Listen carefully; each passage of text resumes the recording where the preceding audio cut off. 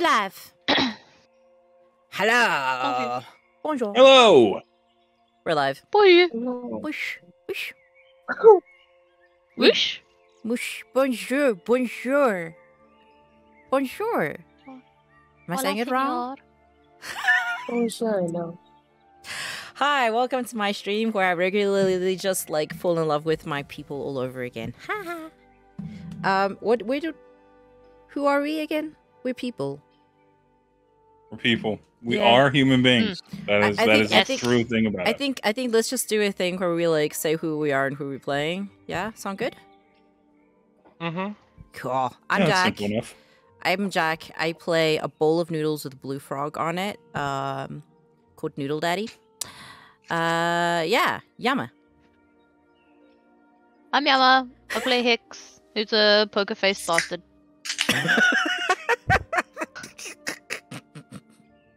Okay, Mhm. you get to pass the hot potato. Who's below me on stream? Oh. Fang. Well, Reia. Hello, I'm Reia. I play Fang. She's a giant woman who was a lion shifter and loves her stuffed bunny that she won at the carnival. Oh yeah. The bunny. Bunny. Over to Sammy. I'm Sammy. I play a plant.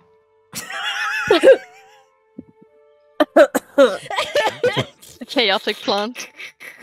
He's not wrong though. Not.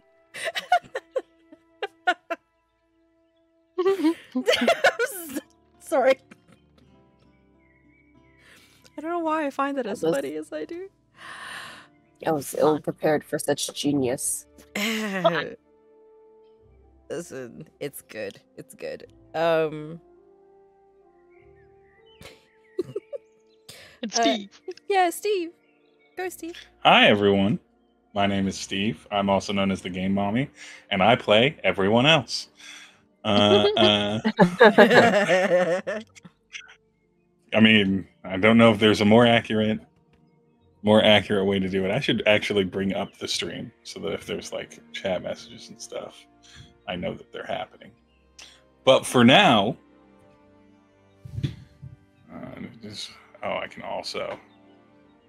I don't know why, but I just imagined Yuri getting really angry and turning into a cactus and just being like, "Don't touch me!"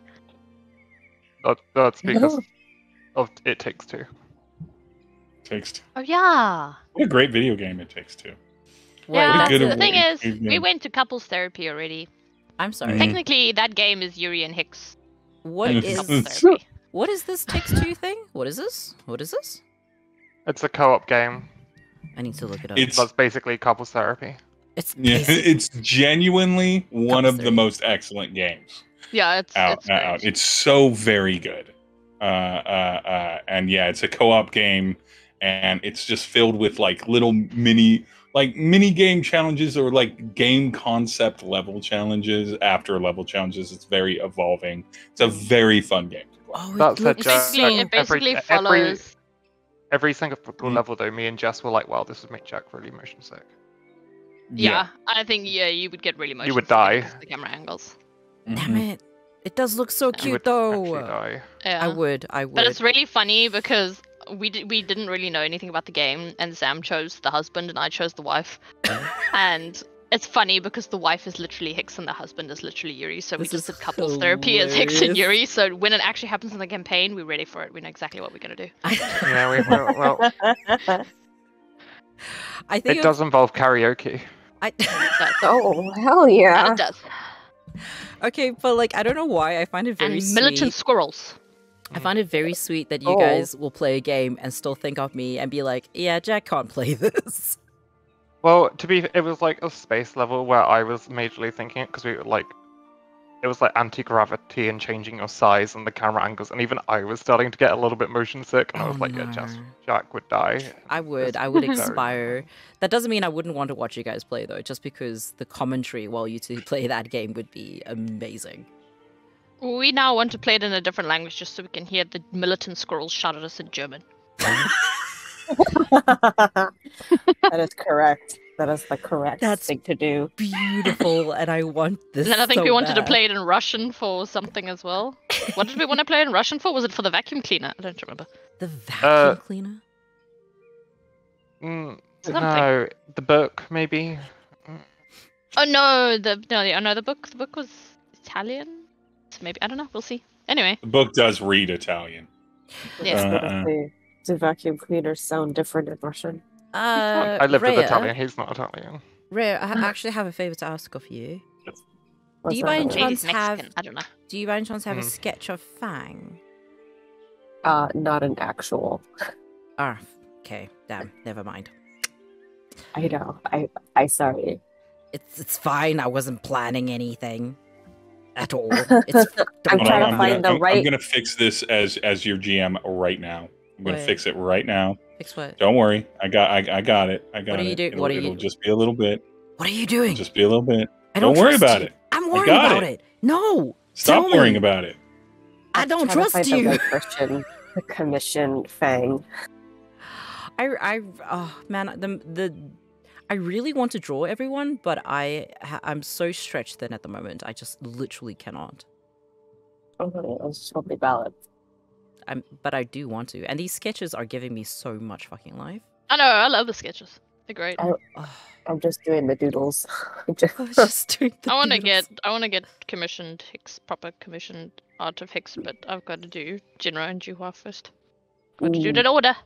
Mm-hmm. Yeah, like Order of their creation. like there is a what? A rhyme and a reason? No, what? I'm doing something wrong.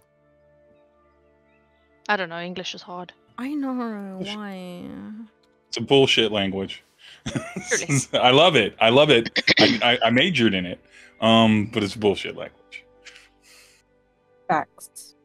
Facts. Absolute truth. I think my favorite thing is Reia re-watching the episode and just sort of the live action commentary as that was happening. Yeah, that's hilarious. I woke up to that and it was the most beautiful thing ever. Yeah, I'm gonna have to read back through that because I didn't know that was happening. It was so good. And I go and I was Oh. like, That was why so did this funny. blow up? Why did this blow up suddenly? And I'm like, oh. Why did it yes, blow watching up? the episode. Because Reia Well, like the chat. gave us joy. That was why. I was violently excited and I needed a place to put it. I was violently excited. Okay, I'm doing a thing. Reia, you sound like you've gotten so much sleep. So Oh much yeah. sleep. And like I can breathe through my nose? Absolutely. I hate breathing through my mouth so much. I hate breathing through my nose. Was that what you said? No, my mouth. I don't like breathing Mouth. through my mouth. Oh. I wish I could breathe through my nose again. Great. Aww. That's all I want for Christmas. All I want for Christmas is to breathe through my nose. Oh, yeah. Wow. That's a new song. Someone misses Mariah Carey. What are we doing? No, I want somebody else. I'm distracted by pictures now. I'm honestly same. I'm so sorry. Just feel like 10 minutes of me being distracted by stuff. Steve, Yes. did you want What's to up? take it away or What are we playing? are Hold we on. playing? I just yeah. gotta finish this thing. Oh, I just okay. gotta finish this thing. What are you And then, doing?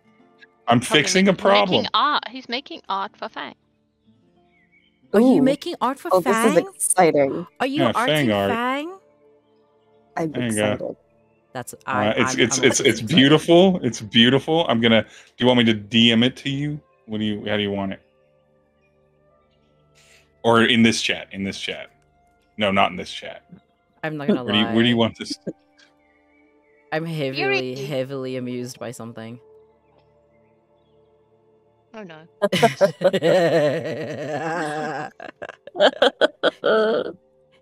There you go.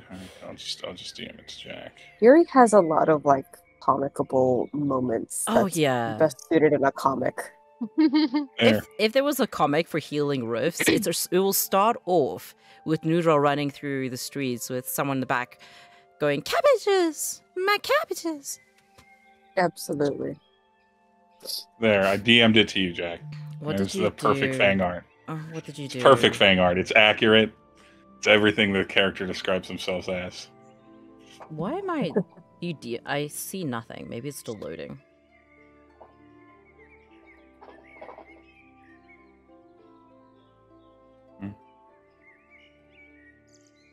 Why can't I click the thingy that I... There we go.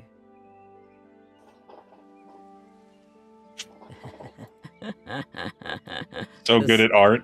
This is giving me so good at art. so much joy. And so you can put that in the block. I'm excited.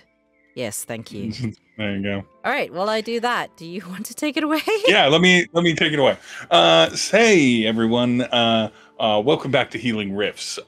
A wonderful tale about people being locked down in the city where the government desperately tries to distract them from the horrors that are happening beyond their borders, and continuing to divert funds that could be gone to helping people into frivolous games. I am your game mommy, and I'm very excited to recap the last session, which was mostly centered around the auction and successfully being seen and being able to bid appropriately and being able to obtain the blood of Fang's of the tribe that raised Fang, as well as the illusionary mask, and lighting things on fire, and to create a bigger distraction, and some tense conversations, and a Teddy Roosevelt looking motherfucker that the group found out was what was his? Did I not write Willis? It's got to be Wilton.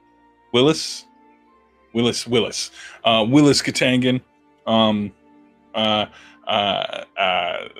absolute big poacher energy vibes.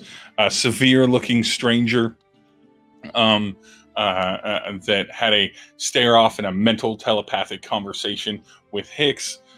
Further chaos. No one can track what kind of regular commoner background extra that Yuri's going to be today. Fang managed to keep their cool due to Yuri magically kind of like giving them essentially headphones with pleasant music in the background while they pet their bunny, and everything worked out pretty well. Blood was swapped out. Hicks pulled a great con job. Willis got angry with the help, as wealthy people tend to do.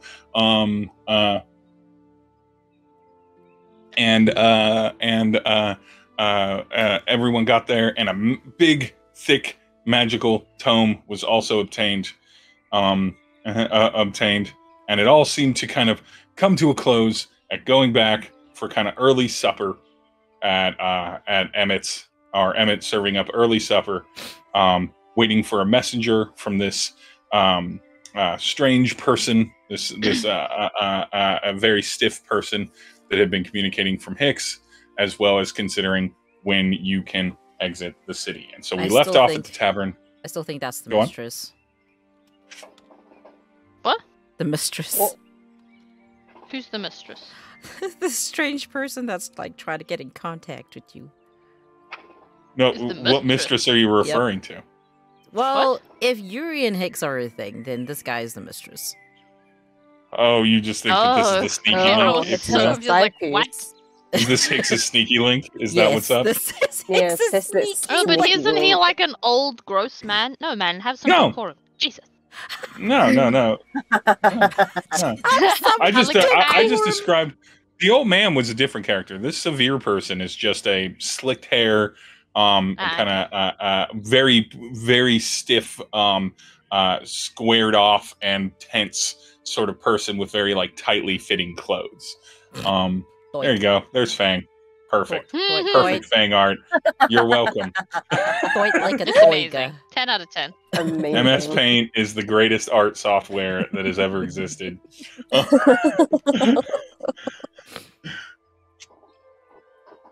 Oh, We need the to joy put this that one gives in me. the Discord as well. Yes, I'll do that. Yeah, I didn't want to mess up your things. And I can never remember what screws up Discord overheads. But nonetheless. So we're back in the tavern. Fang, last you left off, you were petting your stuffed bunny and breathing calmly. Now, soothed by the fact that no one's going to use your family's blood for drugs. Yuri, you had gifted and agreed to the sharing was fine and manipulated things for the book to Nhudrel. Hicks, you are waiting to receive a messenger, and Nhudrel, you have a giant book size. And Hicks, you were also able to peruse and browse some of the things on the book, but because somebody had creative lore block over and over again whenever they started writing what was in that book, we're not going to worry too much about the details of that. I might make some things up on the spot now, but...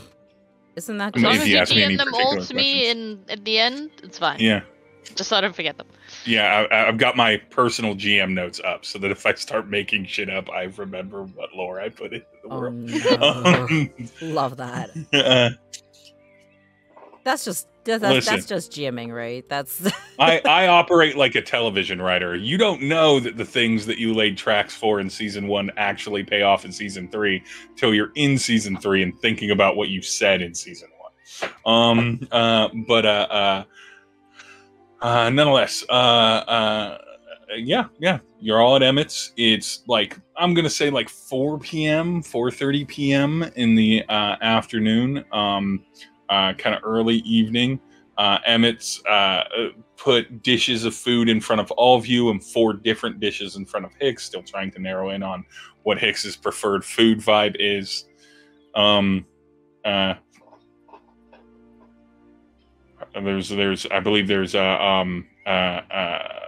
there's like 2 different kinds of porridge and some cream of wheat and some grits, because I'm pretty sure that it's gloop, that Hicks probably wants gloop. He just doesn't know what kind of gloop yet. Blue frog. I think Hicks went for the oatmeal a lot in the morning.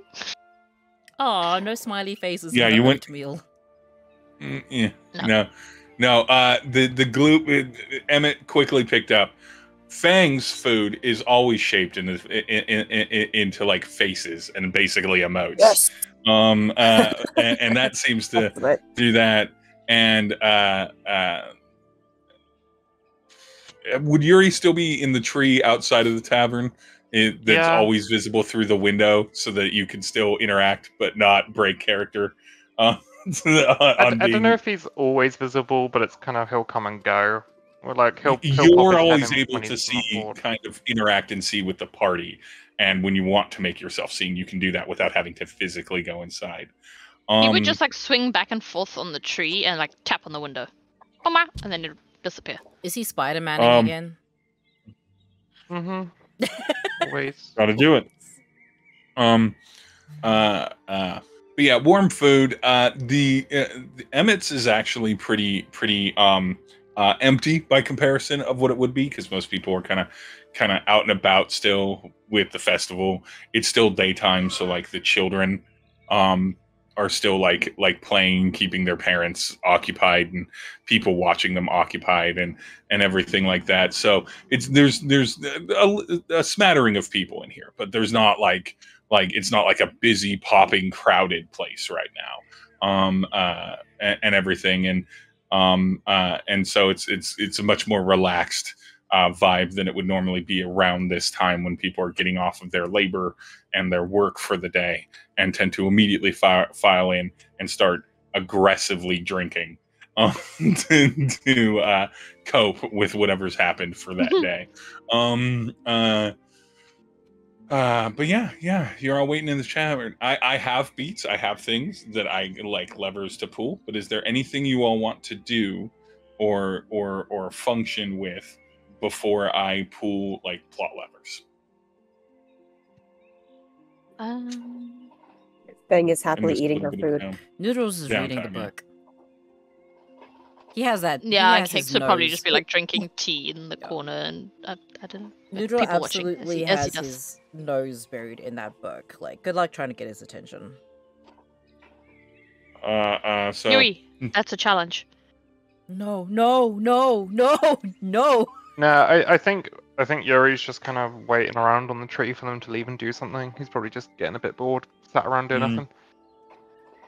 And for Yuri, it feels like it's staggered a little bit, because of the intervening call to action, if you will.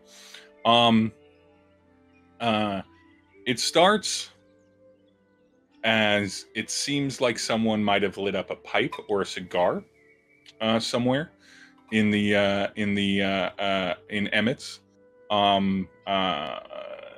Like it starts first with the smell. Maybe Fang notices initially, and then upon looking around or a casual glance, no one has that.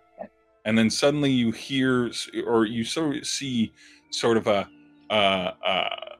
wisp of kind of light gray burgeoning on dirty white sort of smoke begin to coalesce into like a bit of a shape, something kind of semi-round and sort of reminiscent of a humanoid form, but not really staying in a consistency that allows you to really do it. Almost made very much of smoke, almost like contained and roiling in a clear vessel, but not fully or perfectly contained into that shape.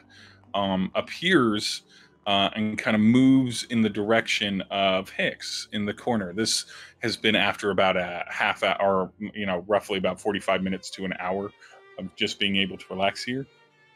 Well, he'd be very sus of it. Yeah. Like, he gives it that side eye that when it comes to that a little bit too close, he stands up. Bombastic side eye. All of you can hear as the smoke moat speaks and just simply says, "Would you like to attend audience this evening at the mayor's mansion?" I don't know why my brain just went, "I'm here to contact you about your car's extended warranty." That job follows you after death as well, so. Oh my god. Hi, welcome. Don't worry about it. Nothing's happening. We're totally fine. Hicks would look this thing, smoky figure, give him a kind of like the once over in a kind of disgusted sense as well, because smoke. He does not like cigarettes and smoke and cigars. And then he would just nod, like, okay. Just nod? Where do I go? Where's this mansion? You can follow me if you like, or simply at the north center of town. The north center. Alright, I will be there at dusk. Perfect. And it dissipates on the cough. What the fuck was that? Sorry, that wasn't Nhudrel. That was just me. He did not seem well. Concerned. Pulling her food a little closer to her. Does Nhudrel know what that was? What that might have been? Nhudrel does. Honestly, all of you but Fang at least have a simple guess that is some sort of conscripted smoke method, which are little beastie creatures that can oftentimes become servants of magical casters and such. Those trained in the arcane. So I don't know if any of you would have ever directly interacted with one, but that there's little elemental sort of semi-creature, semi-spirit things that can be manipulated pretty easily by anyone with significant arcane knowledge. And then certainly if you have interacted with one, you've probably never met one that smells like tobacco smoke. Secondhand smoke, healthy. Very. Very healthy. Oh my gosh, this is insane and I love it. Yeah, so you now know dusk seems to be a relative thing. You've been invited to the mayor's sort of like mansion, if you will, residence. Mansion is extensive for what we in our world would consider a mansion. It's just a big house. It's not like a palatial estate.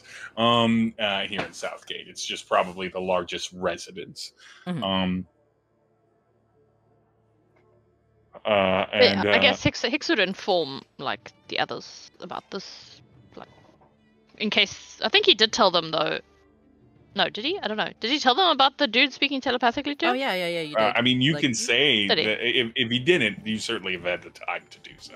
And if Yeah, he did, but yeah, I mean, he would have informed them of that, and then also informed them to like clear up that what this little Ephes has said. They'd be like, right, we're going at dusk, kind of thing. He'd let them know. Tap on the window to get Yuri's attention when he says it. Yuri would just look over and then wave. Yuri will probably follow, surely. Sure, he'd follow if we left. Where you going? Fang gives a nod and a thumbs up with her mouth full of porridge and grits. Mouthful. I'm gonna follow. Safety numbers. Wait. I'm gonna follow with my toast of bread and then run back in to pay for everything and then like run back out again. Emmett's like, you can just pay when you want. We've got the running tab. Don't worry about making it happen every time. She's like, I was like, I oh, love you, that never, he's still you Kermit never the know. Frog. You never know when. I know fucking Kermit the Frog. Hey-ho. You know, you never know when something might happen, and if something does happen, then at least I'll know that you won't be out of some money. Thank you. I appreciate the consideration. Pleasure, Kermit. And then he like runs out. Pleasure, Kermit. It's Emmett. It's Emmett. Emmett. Emmett, you see it. It's on the sign. It's on the sign out in front. It's literally named after me. This poor man has like identity crisis. I'm not even a bullywog. I'm a dwarf.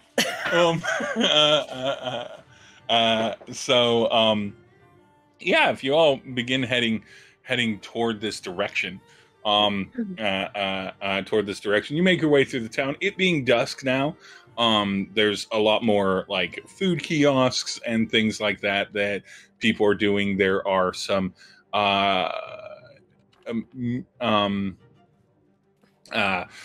musicians sort of like wandering around, as well as some like I'm not going to call them clowns. They're like festive, chattier mimes, if you will. Like clown inspires a lot, and these are more jester than clown.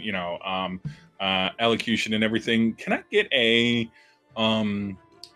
perception check from Yuri, please?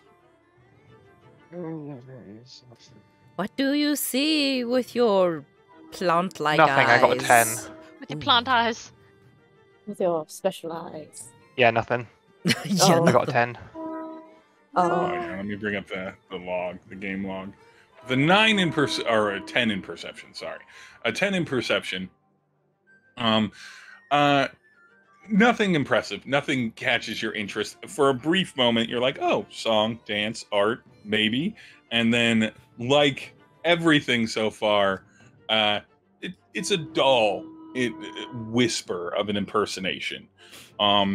You're briefly distracted from the train horn that is off in the distance. I don't know if you can overhear that on the mic. Yeah, I was like, is that me? Where is that coming from?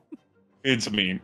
You're briefly distracted from the blare of a locomotive horn off in the distance. But we now have locomotives in this world. It is sure. It's art magic. Sure, there's trains. Okay.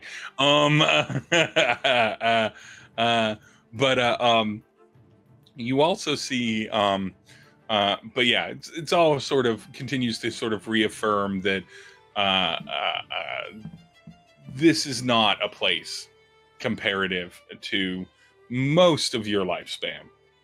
Yuri, a little bit unfortunate. I also need Fang to roll a perception check for me, please. Goody.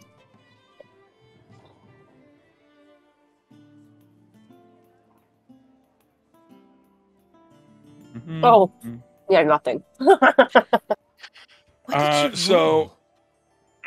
Fang got a 7. Oh dear. I'll announce it for the stream. Fang got a 7. Fang, you are distracted by, I don't know, a warm, full stomach of food. The music seems pleasant. The performers seem nice. There's some like handball jugglers and people with like lutes and fiddles and stuff like that, kind of meandering about and everything. And it's a really, really pleasant festival. And so this distraction means that you only hear them after you pass by them. The voice of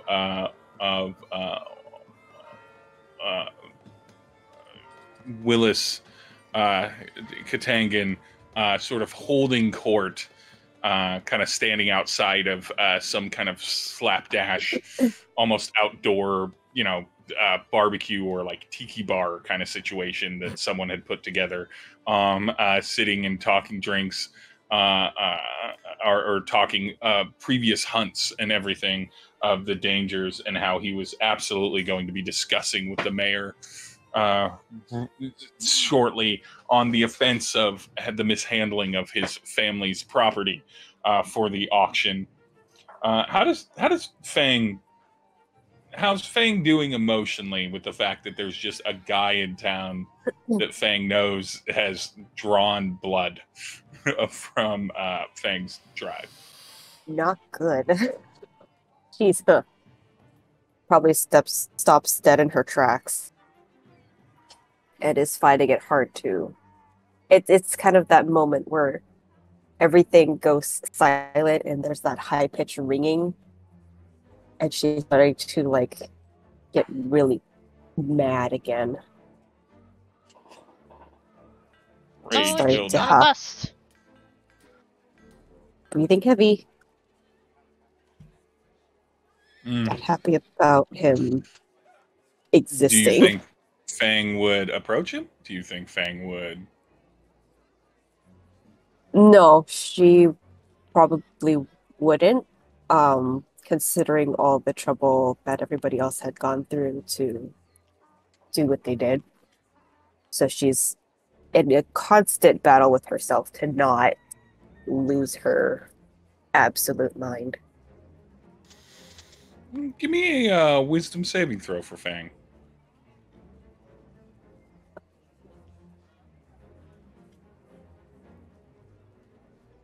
Oh, it's bad. No. 5. Oh no. 5. Can I do a thing? Yeah, you can do a thing. I'd like to reach over and just hold her hand. And just be like, Fang, are you okay? Just like try, if I can, try to like comfort her or calm her down in any way. It's like squeezing his hand back.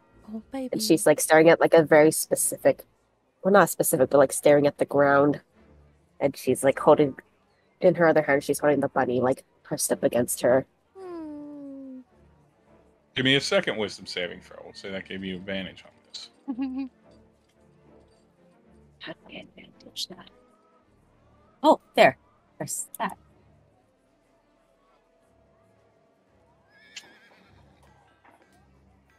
A little bit better. 13. With a 13, you're definitely feeling the stress, but you're with Nhudrel holding your hand, and with your initial intent to be like, I'm not gonna pop off. I'm not gonna pop off. I'm just gonna go. We're going somewhere, and everything. You manage to contain that. However, it lingers in the mind. There's just someone that so cavalierly just decides to hunt a people, your people, and it's not that you weren't aware of this. You grew up knowing this was a thing, but it's strange to see so many other people just okay with it, right? Just like as part of it. Because it was always sort of like, oh, well, those are just the nastiest people, and obviously no one could possibly, comport with such societal dredges as this. And here's this person making people laugh in community, and everyone knows what they did, and no one seems to mind. Question. Yeah. Is this just Gaston? No, much sort of vibe-wise, a bit, but more. What's a more contemporary reference? More built like Ron Swanson from Parks and Rec. Mustache, kind of a stouter man, but yeah, essentially, yeah, vibe-wise, very jocular masculinity, laughing, and bragging about his great exploits with a bunch of hangers-on, chuckling along with him while he buys everyone drinks and purchases his social life. But with Fang able to move forward and everything, you approach the sort of northern residence, or central northern residence of the Mayor Shemley. The residence has kind of a low sort of found stone fence that have been like masoned together. So not like a even brick, but a bunch of stonework that has been cobbled together. It looks like it's been there for the better part of 100 years. Beautiful front porches with columns, two-storied with very symmetrically designed kind of tall arched windows, sort of washed and painted like kind of a salmon pink color, blended with white, a very kind of pristine, and it stands out a little bit here in Southgate. Most people don't have extravagant homes here. It's not like Southgate is particularly a poor community. It's wealthy enough, but most people, it seems much more of a utilitarian and functional space where people are comfortable with the homes that they need, not the desires that they want. And there's only a few properties that are beginning to spring up that are bigger and more manicured. You can see that there's not to the degree of topiary, but a very managed, landscaped sort of like garden area with plants that are potted, kind of lining the rows of a little stone path toward the front door, front double doors and everything. Just a pleasant thing. No guards on duty or anything like that. Just a house, just a large home, two-story home that sort of it is essentially one giant rectangle. It doesn't have like wings or anything like that. Very, very kind of new Victorian South, American South sort of aesthetics to it. Yeah. You, Hicks, you're leading this little trail of people. Do you just go up to the front door? Nah. You just go in? Just invite myself inside.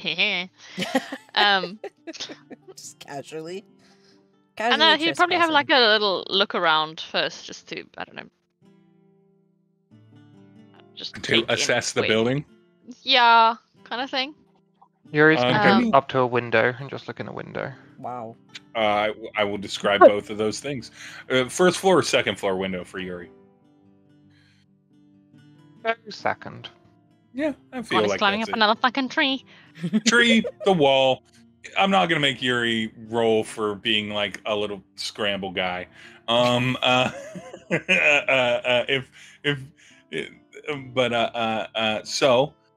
Yuri, you don't need to roll anything. I'll describe what's in that window for you in a bit. But Hicks, I would be interested in you rolling either an investigate or a perception check. Your choice, whatever's higher for you. Oh lord. Oh lord. I love how 17. the person with not the highest int is trying to see everything. I mean, it's working out with the dice so far. It is though. So you were invited to the mayor's residence, but you put together that the severe-looking person that you'd communicated earlier had clocked and made eye contact in a significant moment during the auction. So I think Hicks, you're kind of putting it together, and more importantly, you see kind of off to the side of the house there is a like storm cellar doors that go down to a basement. And they are one of them is strangely ajar. It's not closed. For those that don't have a lot of those, I don't know if I need to further describe what this is. It's a pretty common thing. A weird basement thingy, isn't it? Like a yeah, it's on the outside of the kind of house. thing. Yeah, it's on the outside of the house. You'll see kind of two big doors that are sort of slanted on an angle in a cement foundation, and they go down and under the house. Yeah, it's a cement. What, the cellar door thing? Yeah, it's a very cellar door thing. It probably is. I always call them storm doors for to basement hide storm for doors. tornadoes. Yeah, because it's mostly for areas with really bad weather, and just how houses were built in the U.S. for a long time, because they didn't decide that people would want to be inside and walk Where you down don't to a go in basement. horror movies. Yeah, I know. Yeah, I was you about never to go say, there like, anymore. I only know those existed from American horror movies. Yeah, there you go. Yeah, they're more of a weather thingy. Yeah, they're more a weather thingy, but they're also a great place to. They're also very functional for food storage because they're entirely submerged and everything like that. So they're good for that, and that's why they got pretty popular.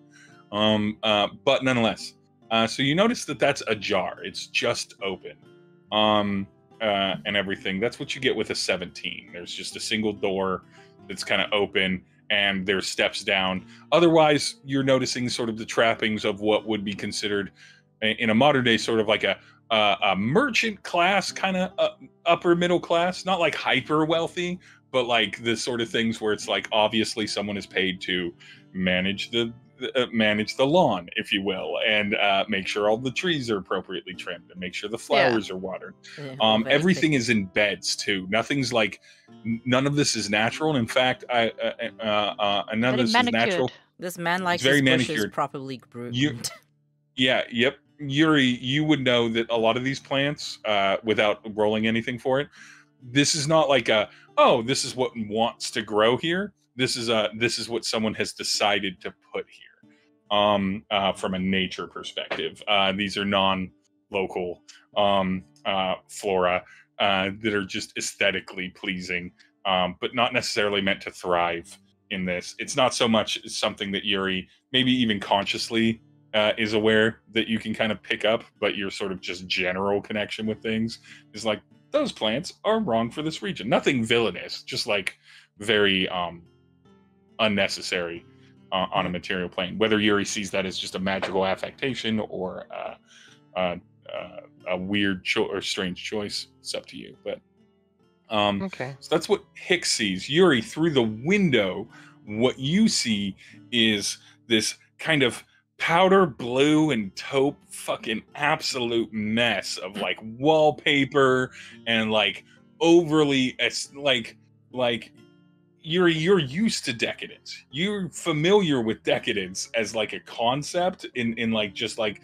going to design, but this feels unnecessary. It's gaudy.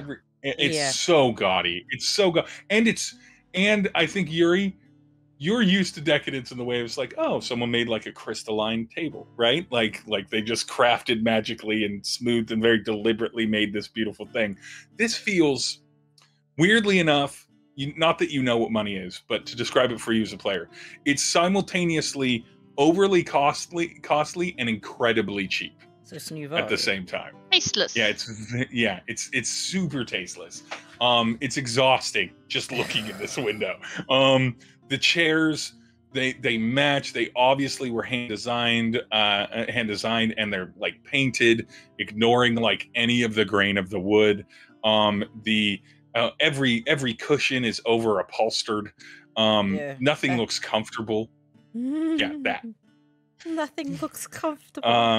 And then you see this like really, really heavy, dark wooden desk that's just weighing down this kind of lighter, powder blue and taupe aesthetic. It doesn't match anything. With like brass, like drawer tools and accents about it and everything like that. And it looks maybe like it's a personal office. And you can see kind of across from the window on the interior wall is like the door into this place, but no one's currently in there. Is the door shut? Is that? It is. The door is shut. I'm gonna look at the others, give them a grin and a wave, and I'm gonna misty step into the building.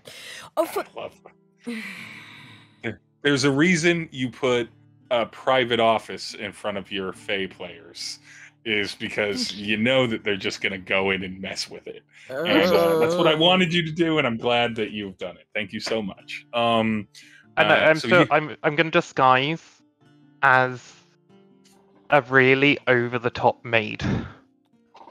Really over-the-top. Over the top how? Like in what direction are we talking? Like about?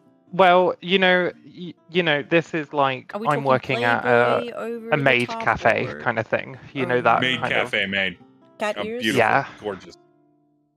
Actually, I'm gonna. No, that's. I'm gonna. Yeah, no, I'm just gonna be generic. I'm good. Yeah, just a maid. I'm not gonna be anyone particular. Are you very? To save this world from understanding the whole cute cat ear thing. Are you? Are you of the boomtastic? Yeah, let's go with that. So true on blonde, blue-eyed, bimbo, boobalicious maid. Is that what's going on? Yeah, more titties on Twitch. More titties on Twitch. And then I'm just gonna start looking through the office. Like he's kind of looking for gossip, but he's like actually in reality he's looking for something to help Fang with like finding out more about what's going on with the family and where the family is and shit. But before anything though, I'm gonna go up to the door and I'm gonna shove my dagger into the lock to jam the lock. Very good, very and then good. Just carry on looking around. I'm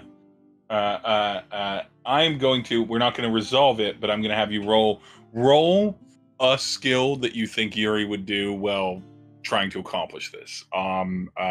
Obviously, the gimmies are investigate or perception, but you could also roll whatever you name me if you can make a case for it, right? So if you're like, I want to roll, I'll go perception. It's fine. Well, that's 23. It's very good. So we will resolve that. But we're going to go back down to ground floor. You all just watch Yuri misty step in, like disappear from the window, and then if you were to back up an angle, you would see a very very fertile maid suddenly in the office.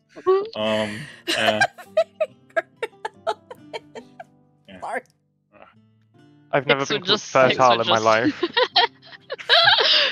Hicks would just kind of, if he could, he would roll his eyes and then just say, "It is so unruly. It's going to destroy this whole meeting." Good. Fang kind of just wipes the hot tears from the corners of her eyes and waves to Yuri as he goes in, and then is puzzled to see like this bodacious woman that gives the air a sniff, and then it's like, oh, okay. Um, Oh man. I don't know if you'll be able to smell me. I'm through a closed window. Yeah, it's through a closed Oh, window. never You wouldn't. mind. I don't think so. She still sniffs the air and is just perturbed after sniffing the air Nhudrel, in attempt. I will say Nhudrel just looks extremely stressed. Um, At the same time, Hicks is gonna notice Nhudrel's stress and Fang just thinking this is the coolest shit ever, and then look back at supposed Yuri, back at them, and then just say, "Do you intend to stay in this town or ever come back?" I am beginning to think I might not be able to come back. Don't know. What about you, Fang? So no. I don't. I'm starting to not like it here. So to also be no. Okay. honest. Yep. And with that, when he gets like the nose from them, he's just gonna turn around and he's gonna just walk to the cellar doors. So rather than the front door, appropriately, Hicks goes to the thing that looks wrong and out of place, which is not that they're cellar doors, but that they're as an open cellar door. Yeah, he's noticed it's ajar, and Yeah. Yuri's already causing hell and chaos. The other two Yeah. don't seem to ever like they're gonna come back here, and Hicks really doesn't give a shit what anyone thinks, so he's just like, I'm All gonna right. go look at the weird thing. Nhudrel and Fang, do you follow Hicks? Oh yeah, 100%. So you go to the cellar door, and you can immediately tell that it's lit on the interior. Like, it's not like lit like right at the entryway of the cellar door, but you can see that whatever is down there is fully like lit up. You can see the kind of warm ambient glow of like oil lamp coming from that direction. There's very kind of neatly kept, properly swept stone steps leading down into the cellar, but the like vision from just outside the door is obfuscated, other than the fact that you can see light coming from that. But yeah, typical, stonework kind of walls and everything like that. Do you venture down into the basement? He'd kind of give a little listen first to hear if he could obviously hear anyone there. And then if not, then he would just open the door, open the ajar I door. think and what you hear very, very quietly, and you kind of have to lean in to listen to it. It seems like it's either extremely quiet or extremely far away, is you hear sort of this rasping sort of like tune that's sort of playing. It's a melody, it's a song, but it's a little bit strange because it doesn't feel like it's several instruments, but you hear this sort of like subtle hiss happening while the tune is playing, which I think Hicks would be unfamiliar with.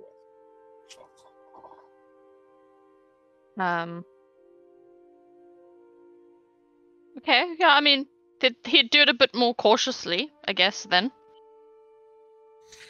But he would still open the thing, but he's not going to be like, "Rah, bonjour!" He's like... I just want to see what situation where Hicks would ever do that. Wah, bonjour. Just give the whole party freaking panic attacks. And we're like, someone has possessed our friend.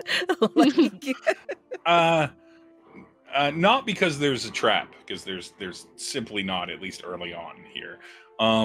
Give me a stealth check, group, as you kind of move yourselves into the cellar. Oh fuck! Please be I'm decent, for the love of God. so good at that. I have disadvantage. Oh yeah, look at even. me, give me a whole 6. I'm a Maybe 17. he did just go, bonjour, when he opened the door. That's how it He let happens. us sneeze. That was just. Bonjour! Yeah. So Love that that for is me. a 6 for Hicks, 8 You know, it for was nearly Nhudrel. a 20. It was nearly a 20. I'm just It gonna was say, it's like I'm stuck, nearly. and then it rolled over to the 2, and I was like, yeah, okay. and a very confident 17 from Fang. But nonetheless, Fang is just Um, naturally quiet compared to us. the Fang is story- like trying really hard, and the other 2 are just like, Nyeh. No, I think Nhudrel is tripping on everything. Nhudrel tripped and fell on Hicks. And that's why they both got bad Yeah. scores. They just go tumbling sort down of- the stairs.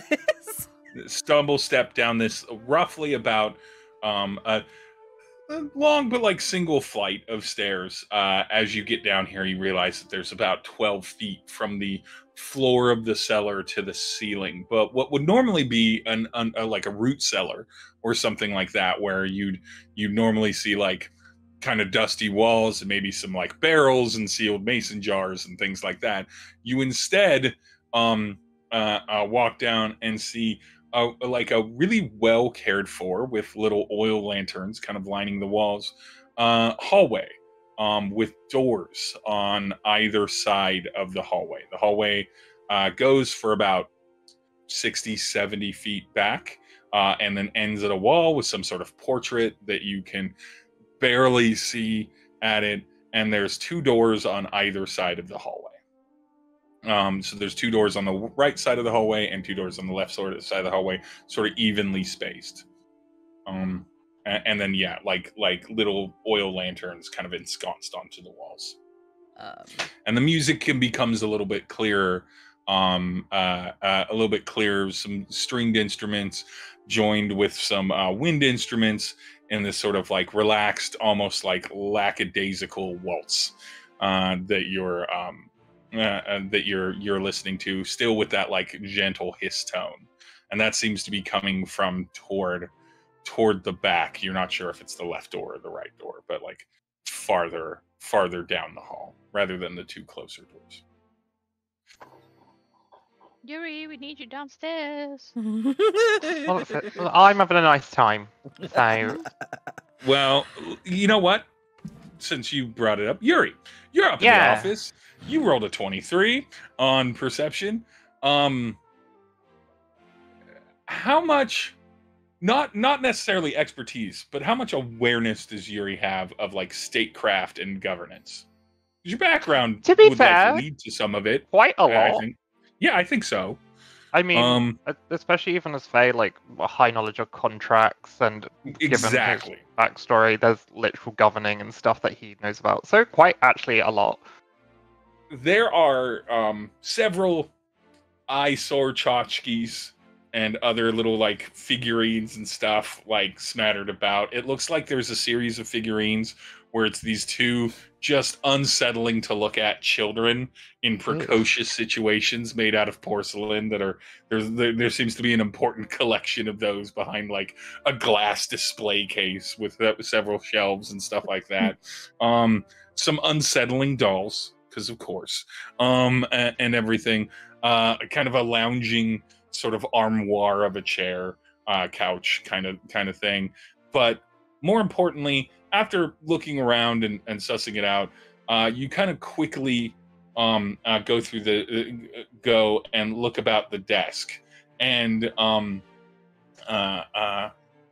quickly you realize that the side drawers on this sort of heavy dark wood desk are, parchment sized, if you will, file sized, if you will. Mm-hmm. And you pull them out, and shuffling through this with a 23, I got to respect the height of the roll. Shuffling through this, you see a lot of really specific contracts and some recurring names in those contracts. The names that you see, I will need you to write these down in the shed notes. the names that you see Right. is you do see the name Katangan on various trade goods supplies and scouting is the wrong word, surveying potential unclaimed, heretofore unknown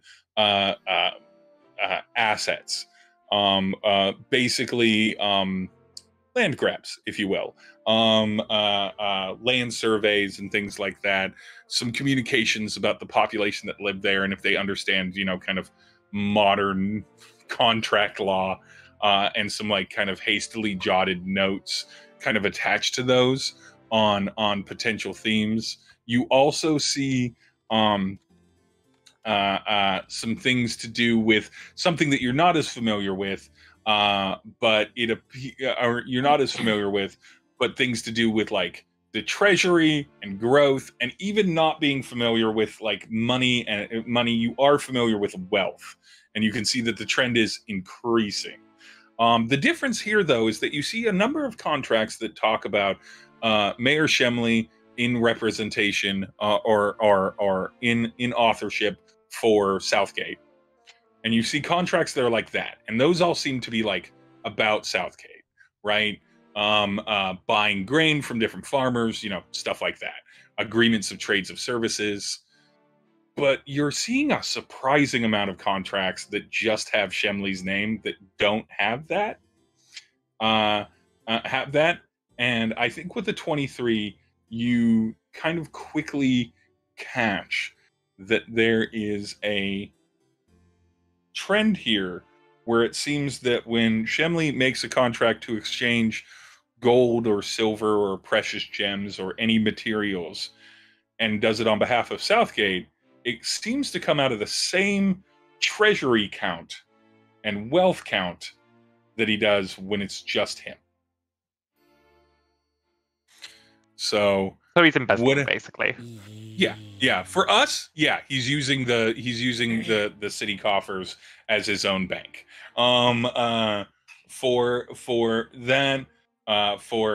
Yuri, however that like tracks on this, I would say at the very least with the 23, a deep sense of duplicitous contracts, subtle things. That's the other thing that you see.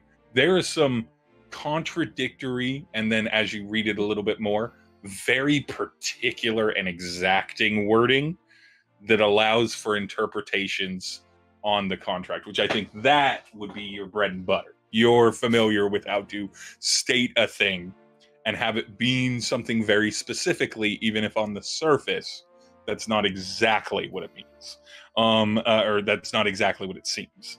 And you see a lot of that. And so it looks like, Shemley's been doing this. And it looks like he's been doing this for some time.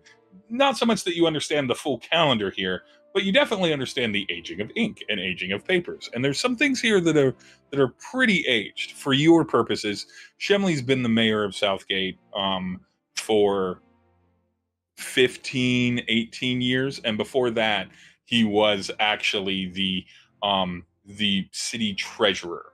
So he went from treasurer to mayor, and you can see some older contracts for that. Okay. So he's been playing this game for about a quarter of a century. I'm gonna put all of that, like every single contract, every single copy of all of that, all in my bag. I'm taking it all. Is there like? Give me a D20 on that, by the way. Okay. This is just a regular D20. This is not the success of this action. I'm just curious. 18. Amazing. Okay, continue. Is there like, because this is embezzlement, blah, blah, blah, blah, is there a, what's the word? Direct, not, maybe a journal, either a journal or a logbook as well, that is basically, because of course he's embezzling money, but is there anything that's basically showing what he's then spending it on? Like, is there something that he's funneling a load of money to, offshore accounts? The ledger, yeah. Yeah, the ledger. You rolled a 23. I think it takes you some time.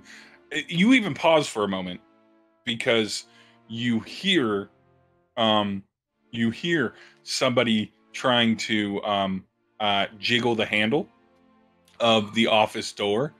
But both the door and your blade give off a very locked impression, and they move on. So certainly no one that expects to easily be able to go into there. Perhaps the actual housekeeper of the residence there, but it just moves on. But you eventually do find this ledger, and you can see that there is some coded language, something that doesn't. Most of the contracts are written out, admittedly in circles linguistically, but readable words, right? Readable words.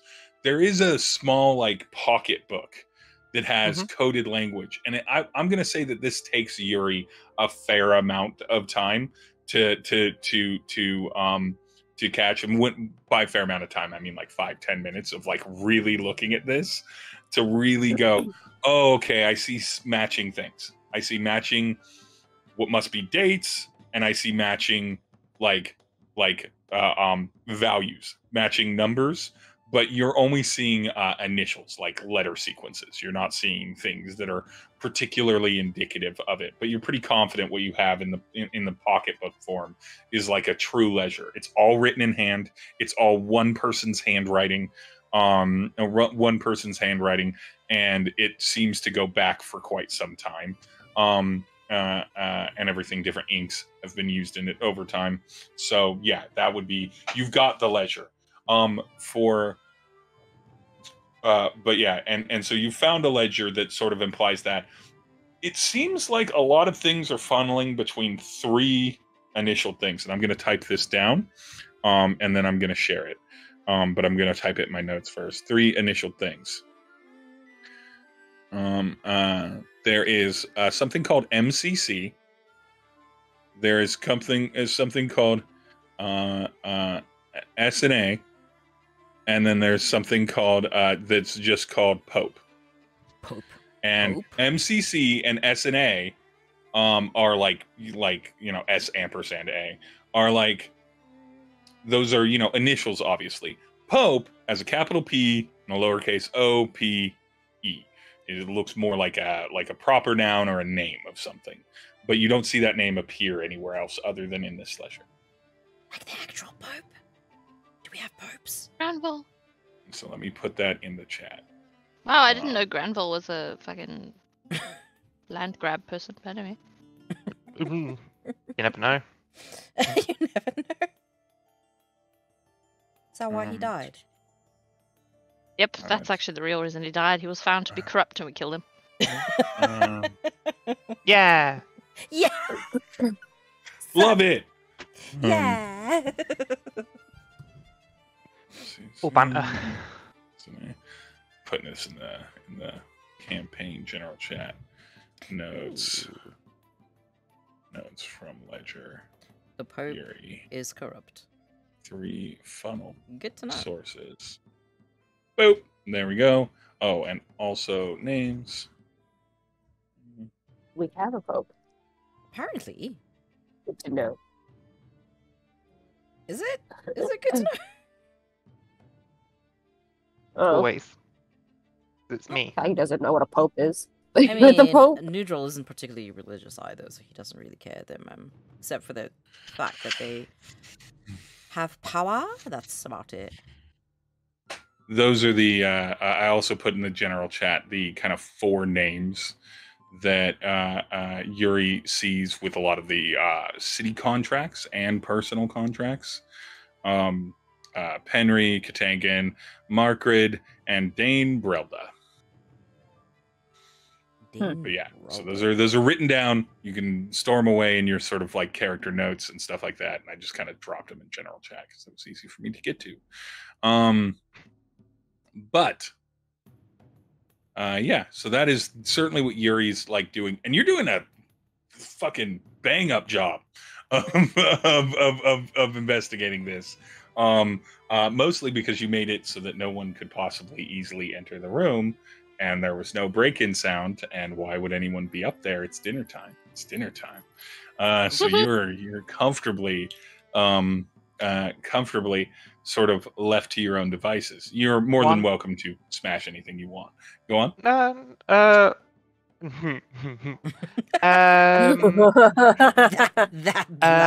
I'm just thinking in my head. Yes, because that's where most people think. I'm smart. Sammy.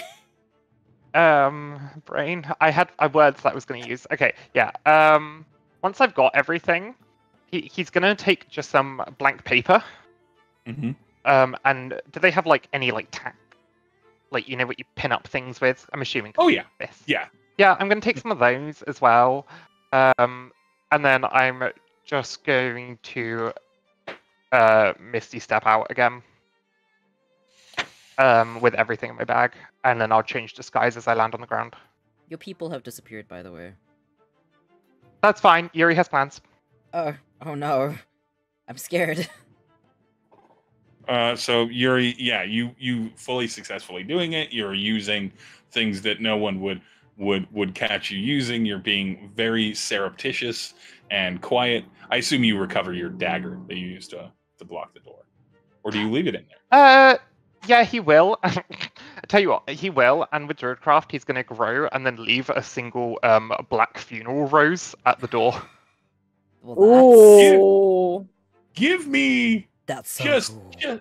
no. You know what? No, I'm not making you roll for that. That's dope, and I'm gonna That's note dope. that down, and we're leaving that to role play how the NPCs react. Black rose And left. just for record now, Yuri is just walking to the town center instead as one of his random disguises. Probably just like as a random Oh my god. person. NPC default 13. All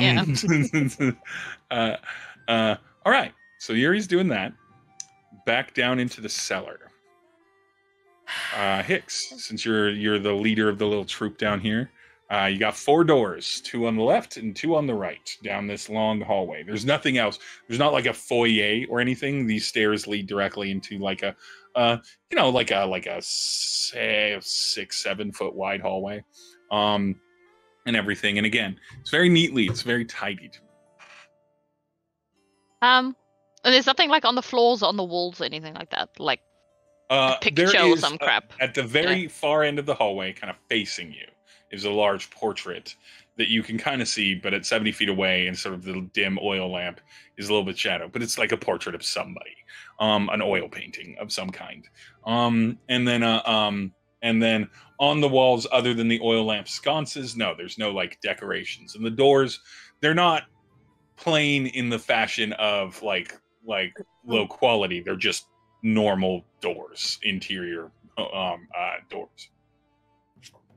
Okay, well, that he would walk down the passage to the doors, and then obviously would probably see the portrait first. So he would have a look at that before he then turns to one of the doors on, I don't know, the left.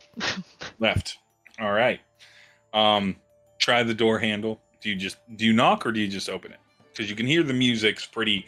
At the end of the hall, the music's like at a good listening volume right now. It's not particularly loud, but it's clear now. Can you see what the portrait is?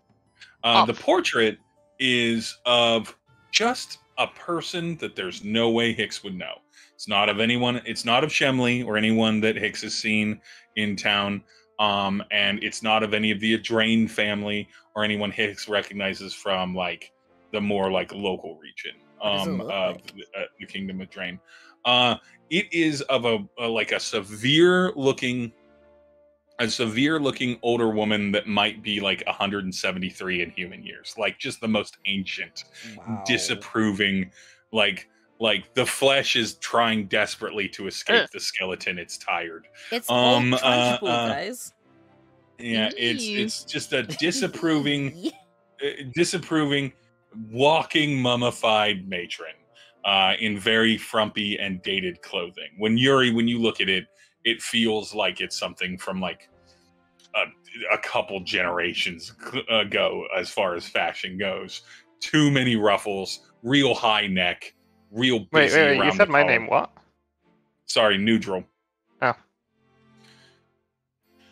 Nhudrel, too many ruffles, really high neck, too much pink? going on around the collar. What? Is she dressed in pink? Funeral black. Oh, okay. Ooh.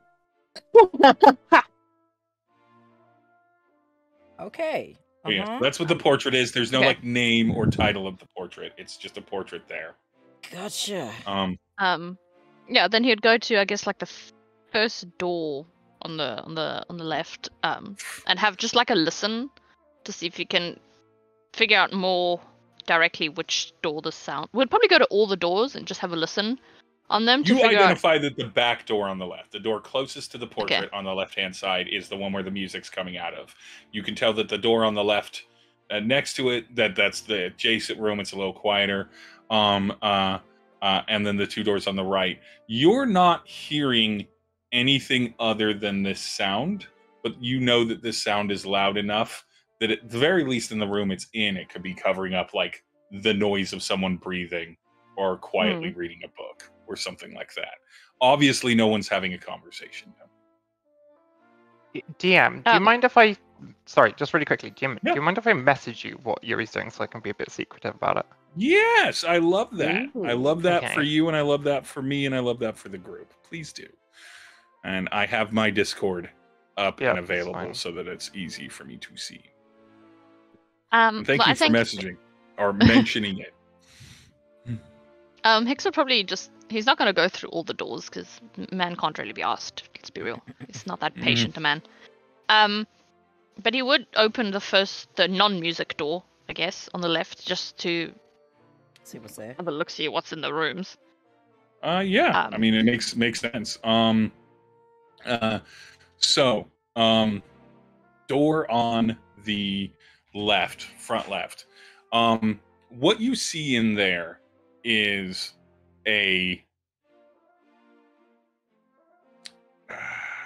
for lack of a better term, a horde of antiquities. Small statuary, busts, paintings, canvas wrapped up, but what you imagine based off of what little you can see of frames and everything are expensive works. Aesthetically pleasing, very valuable, but very useless weaponry, both mounted on the wall and like leaned up to it. A suit of armor that is not functional, but is also very expensive. A tea set that's on a shelf. Also, nothing in here is worth anything less than like at the very least dozens of gold, all the way up to hundreds. Potentially, there's some items in here that are worth thousands of gold. Well, I mean, Hicks would look at the stuff and then just comment like, "So this is where he holds all his winnings," and then he'd turn to Fang and just say, "You know, if you want to get back at these humans for the issues they cause, you could always take something. No one will ever know, and we won't tell."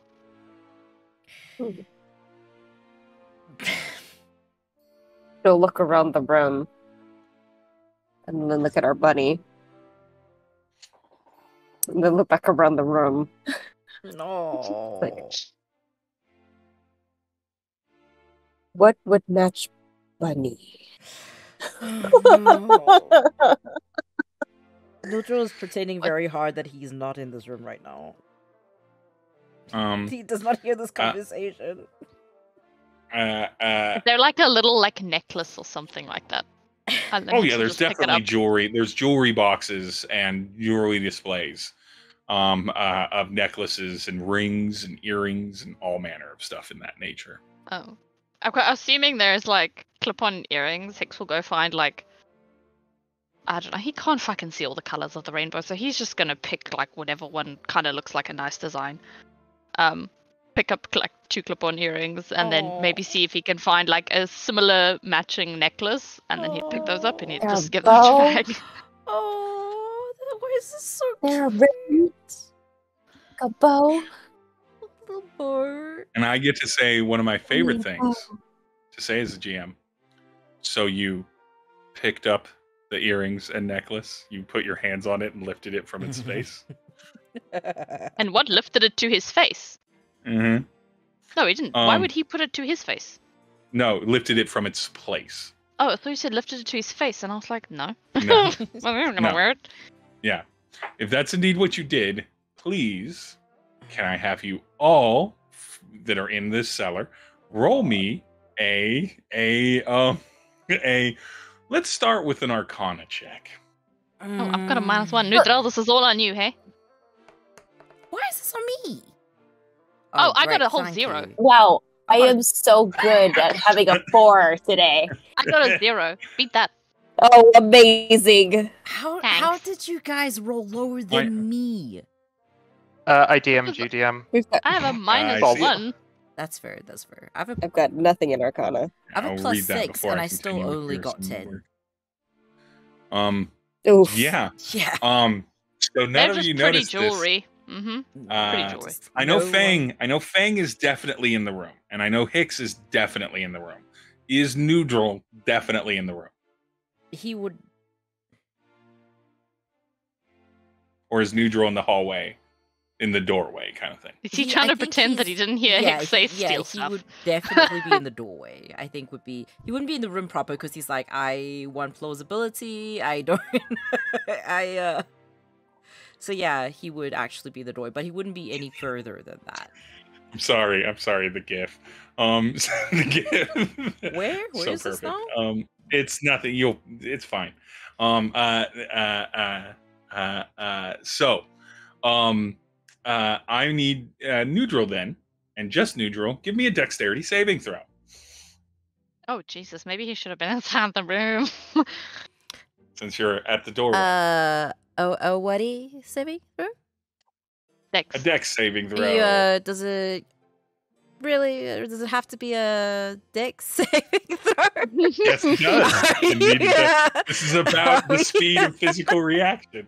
You're so good at dexterous things, Nhudrel. Why It's would my you be worried birthday. about Why it? are you doing this to me? Yeah, you're making the choices. I'm giving you the consequences. That's what we're doing. Oh, it's fine. It's a 19. Oh, it's a That's pretty 19. good. All right, it's your That choice, was a Nhudrel. hot That was ass a nat 20. 20. That That was was a a nat nat 20. 20. That So got we- bastardized In by my -1. games, we respect a nat 20 regardless of if it's for skill checks, saving throws, attacks. I like a nat 20. I like the wild success. So with a nat 20, you get a choice. Oh. Are you just because maybe your hand is up on the frame of the door or some Mhm. such, you get the sense that it is going to slam shut. Like it's going to, not the door that was opened, but another thing from the ceiling is going to shoop down onto the ground. Nhudrel, you are so reactive and pensive and tense and aware of this. You get a choice. Do you want to be on the inside of the room or the outside of the room when this door shuts? You're not going to take any like damage or anything like that, but it's your choice. Nat 20.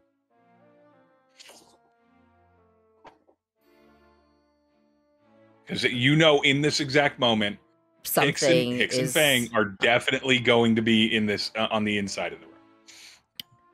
I have a question.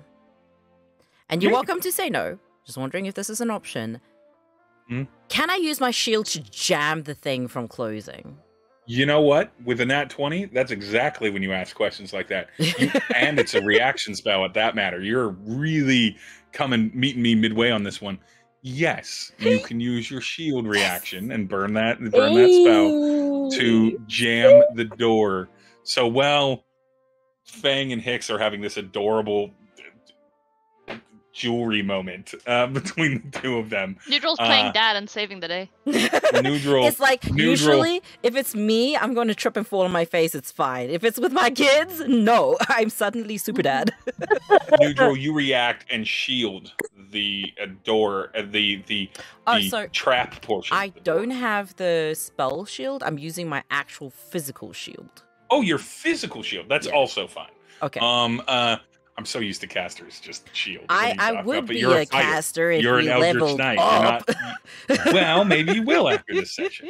But you use your physical shield and you just jam the door real quickly. Hicks and Fang, you both immediately hear this sound because it's metal against stone, and there's a door that like impacts it real sharply. You also, all three of you, hear another sound of a slapping shut and a locking mechanism. As you're going to find out sooner rather than later anyway, the exterior cellar door locks. Mhm. The door that you walked in through. But you Fang, Hicks, you have time to exit this room. Out I'm taking now. the jewelry with me. Get out, get out, Taking get the out, get jewelry? out. I don't know how much longer this can hold. And so you both are able to get out of this room, and then With the you're able jewelry. to with the jewelry, with whatever. Yeah. With the jewelry. I've got it. Don't worry, Fang. Can I just say, like, the Thank image you. in my head is so funny. It's just Nhudrel being like, guys, get out. And then Hicks is like casually, okay, but let me take the jewelry with me first. Just You already had it. It's fine. But this is coming with us. This is for her bunny. We need I to love the name idea this that later. bunny. you steal hundreds of gold worth of jewelry and you just put it on the bunny and bunny. never use it for your own The personal bunny is like our success. insurance policy. If shit Yeah. ever goes south, I'm gonna be like, Fang, honey, but we need to sell your bunny's necklace, okay? Oh, that's I heartbreaking. promise you, I'll get you another Another one one. at some point. Pimp my bun. What? Pimp my bun. To be fair, a bunny is such. Oh wait, no, it's not a real bunny. Never mind. Okay. Where were you going with that? Oh, I was gonna say it's a bad idea bringing it in combat because like you can make one loud noise and rabbits just die. No, it's a plushie. True. It's fine. It will last longer, we hope. I am It is- taking it is a- a flush. I'm taking a brief beat to read the DM, and then I will Okay. come back to narrating. I just want to make sure I don't do anything that then conflicts with the DM. I am so curious as to what the heck Yuri is up to. Nothing. Sure. That's a lie. I've been good boy. What? I'm good boy. I mean, No, you you're are not. a good boy, but you are also No, he's not. chaos. I'm good. He's not. Oh man, He's a little shit. that's your husband. Okay. So, back to Nhudrel and Hicks and Fang. You're in, or you escape the door with the jewelry and everything. You're now in the hallway. Mhm. The cellar door, you all heard the kind of locking mechanism. You can see that that's no longer open. There's no dying light from the outside coming in. There's just the oil lanterns here. In this moment, what do you do? I'm gonna sniff. I mean, Hicks probably okay. It's out. This would be out of character. But could he like go up to the door and then just like, fuck, I clicked the wrong button. Could he just go up to the door and then just like teleport outside the door? If you looked through the keyhole and you could see through it, you would be able to. I'm going to say that the door is not, or it is a cellar door, which means it's pretty sealed. Give me a Because he's not going to do it right now. I just want to know if he can. Because mechanically, if you are you using Misty Step to do it, so it's a line of sight no, thing. it's his like. Oh, it's like his. a I speech think that kind- is race feature still thing. line of sight, though. It is Yeah, still if line it- of sight. Yeah, it is still line of sight. So yes, in the way that you would be able to try and see if you can get it, just even a sliver of a glimpse outside. But I and mean, if then these we'd doors are wood as probably roll well, we something. could always just stab a hole in it. Yeah, you Right? could just And stab then I a can hole still in see anyway, and then I'll Exactly. teleport out, and or then I'll open possibly the door. like wedge something in and ply something open. Yeah. Yeah. So that is a doable thing. Yeah, Okay. I wouldn't prevent that. Okay, he's not going to do that now.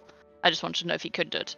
I guess because he would look at the door that's been shut, and then turn to Fang, hand her the jewelry, and then just look at Nhudrel and just like question why he's shielded, like give him almost a questioning look in a monotone fashion as to why is your shield over there.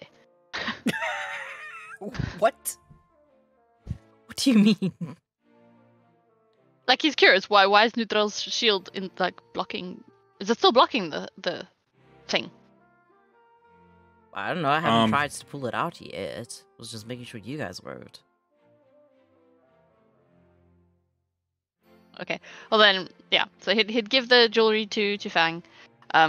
Look at Nhudrel, just give him like a nod of thanks, and then just make his way to like the next door. Like he looks completely unfazed that this main door has just been shut on them. Putting the jewelry on her bunny. I'm gonna Thank- see if I thank can you, Hicks. retrieve my push Thank shield you. that has been wedged by. Yeah, you can. You rolled a nat 20. That's Okay. fine. If you rolled lower, but then wanted to make that desperate play, I'm like, I'll break your shield, but sure. But yeah, you got a nat 20, which means Yay. you get all of the successful things. All the Um, successful things. I love that. So you're able to retrieve your shield, the door down. So all of the doors and everything that you've seen so far, wood, right? This metal It's a metal door, probably about probably about 4 centimeters thick or so, of just a plate of steel that just kind of slid down and sealed off that room. And you all don't hear any alarm noises or anything, but you do hear the music stop. The music Oh. stopped? Yeah, the music from the other door on the left-hand side, closer to the portrait. Oh, fuck.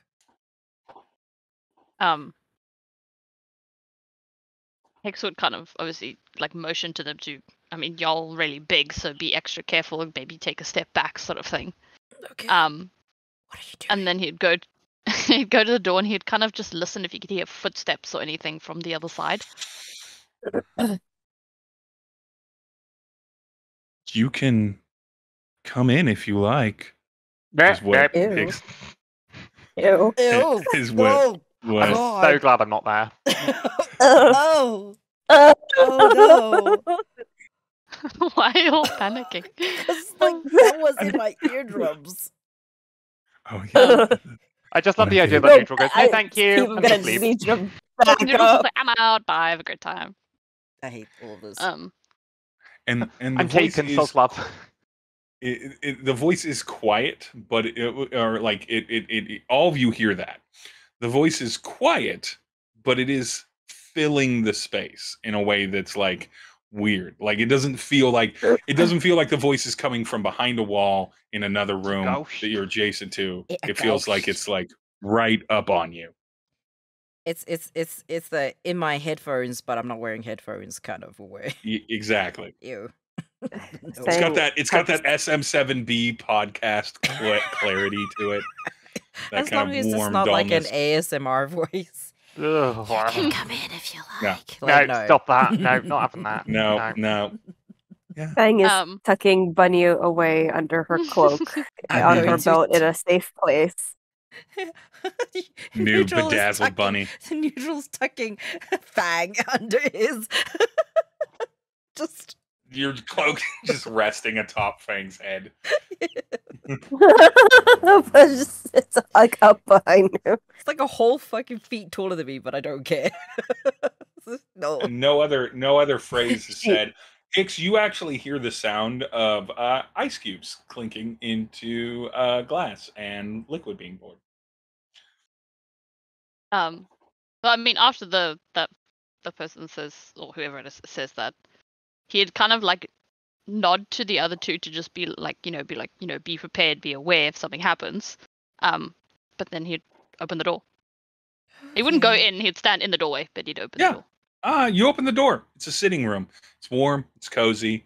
It looks like it has a small kind of cast iron, like calling it a wood stove implies that you could fit actual cords of wood into it. It's much more of a small room heating stove, which makes sense. This is a pretty petite sized room. It's like almost the size of like a child's bedroom. But the aesthetics are very much like a kind of a warm, cozy sitting office. There are some books on the wall. There's an apparatus on its own stand with a large conical kind of horn coming off of it, and a black sort of a plate on it, and like an arm apparatus that's currently resting in its holster. For you all here, it's a Victrola. I have no idea what that is. I'm not gonna lie. Old record player, like old timey record player. Okay, gotcha. Where they've got the big like horn. Yep. They've got the big cone coming off of them Mhm. to make the music and everything. And there's a small, like, essentially, like, dry bar, small, like, dry bar with a couple bottles of alcohol and some glasses, some nice little, like, small, short glasses, and, like, a little silver bucket with some ice in it that anyone with any kind of connection to the arcane knows is, like, lightly magical to keep it cool so that it can generate such things, such luxuries. And in a kind of sitting chair, resting armchair, just kind of sitting down is the severe looking person, with thin lips and kind of like very engaged eyes. I'm pleased that you got my message. Please come in, sit. Join me. And there are a few other like sitting spots. There's another armchair. There's like a footstool, and like another sort of like just like wooden, almost like simple dining room chair that's kind of centered between two bookshelves and everything. Not organized to receive seating. This doesn't look like an office. This looks like a sitting area. But the severe looking person is sitting down, drinking their iced glass of whatever fluid they poured themselves, and they gesture with it and gesture to there. They're sitting, but they do not look relaxed. They are stiff back straight. They're not like relaxed into the chair, and their arm that is not currently engaged with drinking the glass is at a perfect like 90-degree or angle bent at the elbow. I mean, Hicks would kind of give him the once over. And probably give the room a once over as well to see if he can see anything like, I don't know, kind of like suspicious. Also, is there any exits in this area? Just the door that you're looking through. Okay, great, wonderful. But once he's given like the once over and the man the once over, he will step in to the room, but he doesn't like motion for the others to follow him. Like that's basically him saying you don't need to come with, but you can if you want to, because he knows like weird shit just happens, so he doesn't expect them to come with him. Nhudrel's gonna But he would go into the room and then he wouldn't sit down, he'd stand like next to, like kind of opposite him next to a chair in like that military style with his like feet like open to his shoulders with his hands behind his back kind of thing.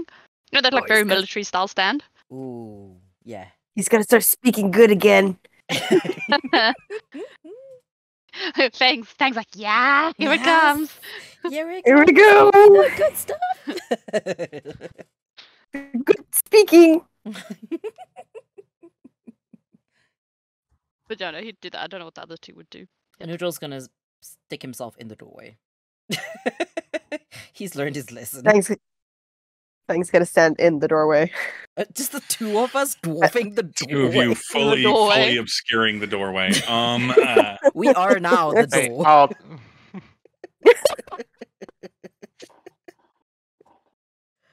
I think we're actually taller than the door, aren't we? Yeah, you will be. Yeah. I mean, even I can just imagine Nhudrel walking and twatting his head on the top of the door frame. Like, oh yeah, 100% he would. How tall is all the Nhudrel? time? 7 Fang is used to ducking under doors. Yeah, Fang would easily fully duck because it's the average door is a solid almost 1.5 feet shorter than Fang. But Nhudrel I'm a at 7. 4 inches. Yeah, you hit your head a lot. A lot. With my on dex, the standard 100%. door. Yeah. But yeah. I'm still gonna try to tuck myself under the door though, like in the door. Higgs, you've stepped into the room. Do you want to roll an insight, or do you want to do a dice roll about anything on your review, or are you good? He could do a like. You can either roll an insight on the person, or a perception on the room, or an investigate on if you're looking for anything specific, like a trap or something like that. I think maybe roll an insight, maybe. Yeah, I love the single-digit numbers.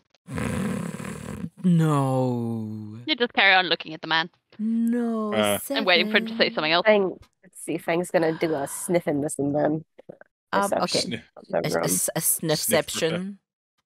Sniffception. A sniffception. 15. What does that get me? So Fang, you don't know what, but something doesn't smell right. Great. You don't know what it is with a 15. Don't know how. Can I do something? Yes. So, if Fang is gonna be the door blocker. I think Nhudrel's just gonna like sort of pat her shoulder and like, okay, you stand here then.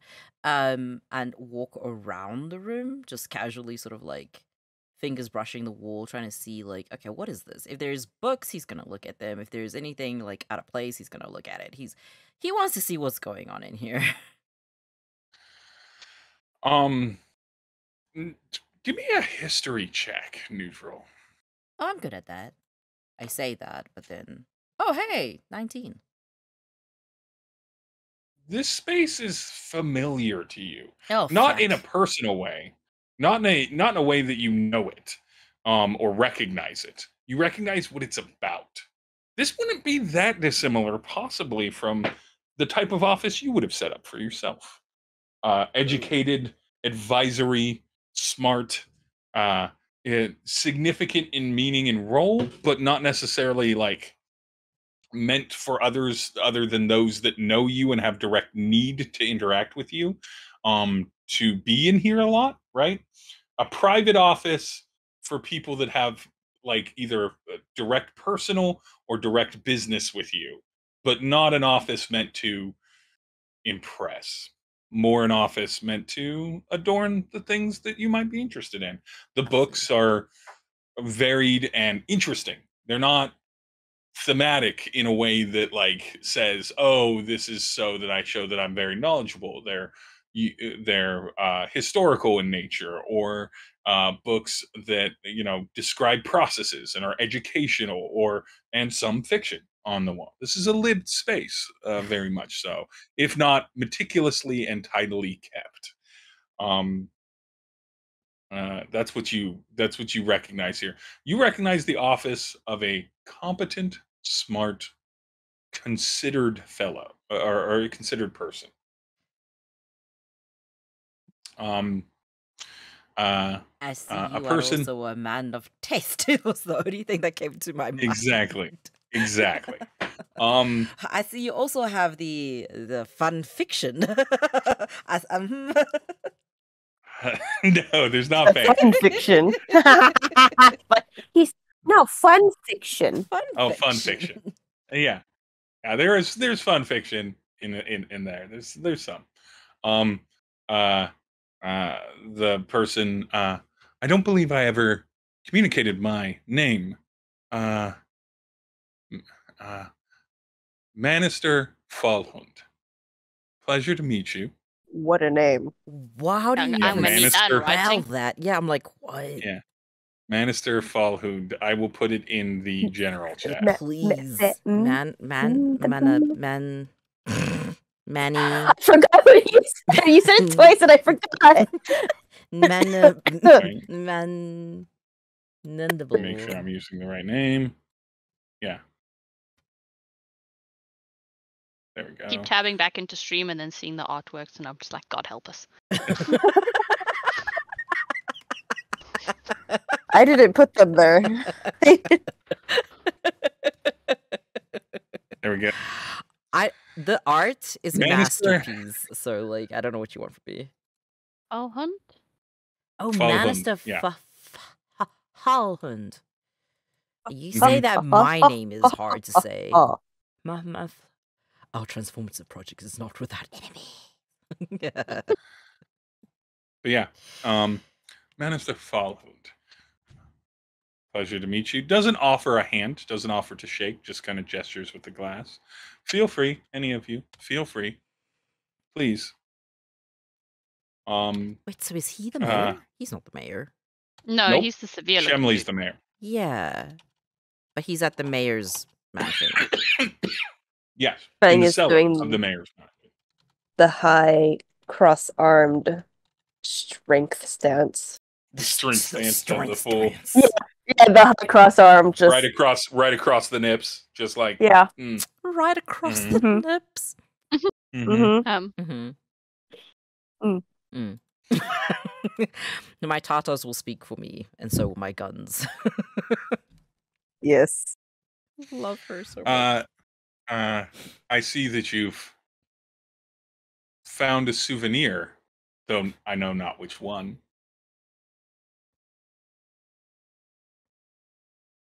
You wanted to see me for a meeting?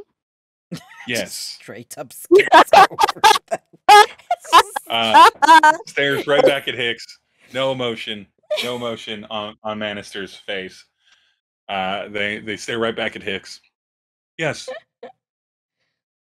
This is just the stare off all over again. The impression I got is that you wanted to be seen. Well, yes, I wanted to talk to the mayor. Unfortunately, I'm talking to you instead of him. Is it? I don't. Perhaps your perception of your fortune is misunderstood. I'm curious, what business were you looking to speak with our mayor about? Well, I want to speak to him about the rift that has appeared. Hmm. I also want to know what he's going to do with the refugees that have come from outside the city, and if they're going to send any troops to help with the rift. Of course, if you know any of these answers, you can give them to me as well. Be more than happy to communicate the details on the Southgate plan for the response to the refugee crisis and the greater information we've gathered from Aldrain and the capital and the matriarch herself. The matriarch. Who's this? The queen. The Oh, queen. You're human queen. Ah, yes. Yes. No. The one that matters in this moment, certainly. The refugees will not be finding their permanent homes here in Southgate, but they will be relocated across a drain. That is the plan. We are meant to act as a registration point for them. A registration point, but you've locked half of them outside the city. Most of them outside the city. Preferably, if it were up to me, all of them outside the city. And why is that? We have a ability to manage the peace of the citizenry as long as we know what the citizenry is comprised of. Adding that many variables is concerning. So by containing them to outside the city, for the time being, we don't create situations of social bonds or connections.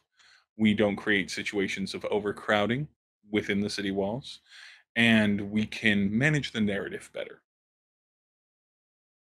And you do not think to get in contact with other cities that may help these people?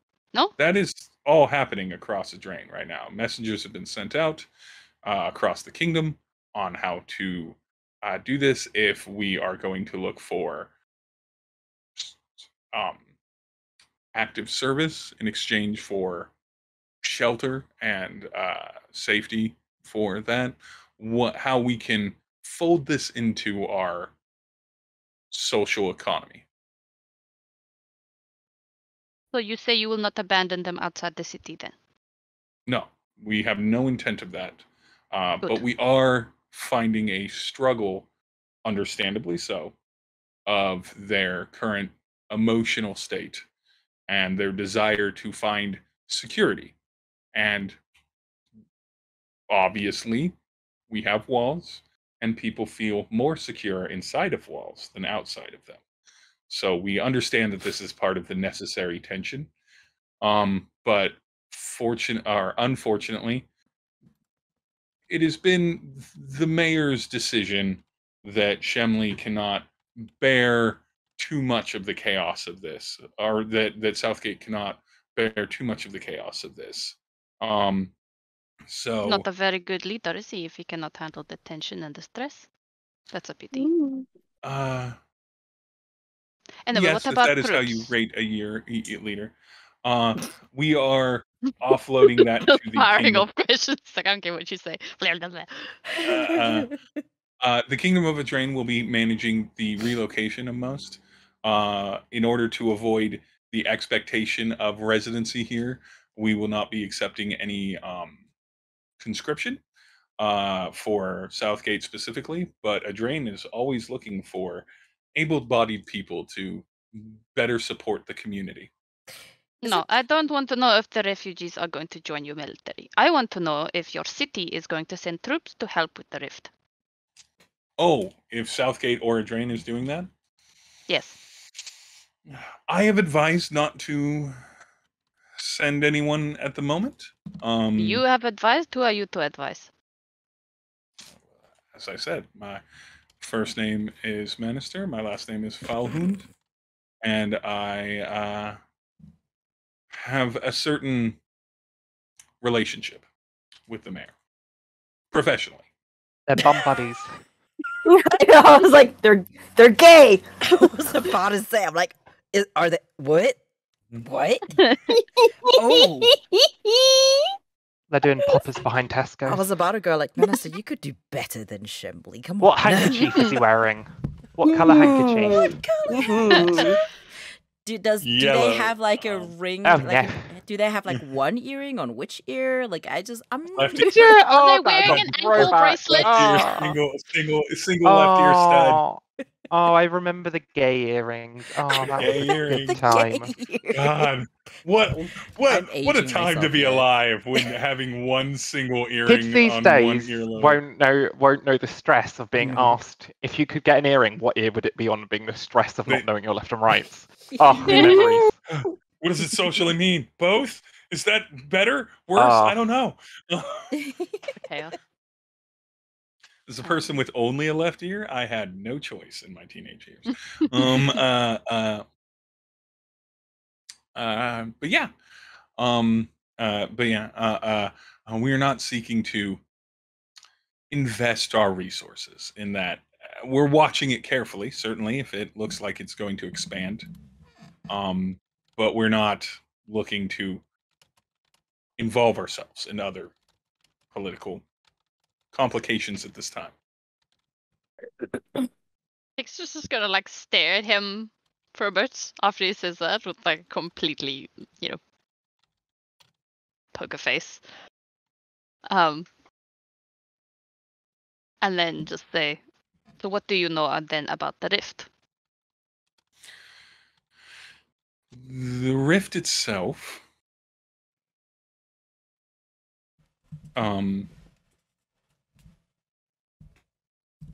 it seems to be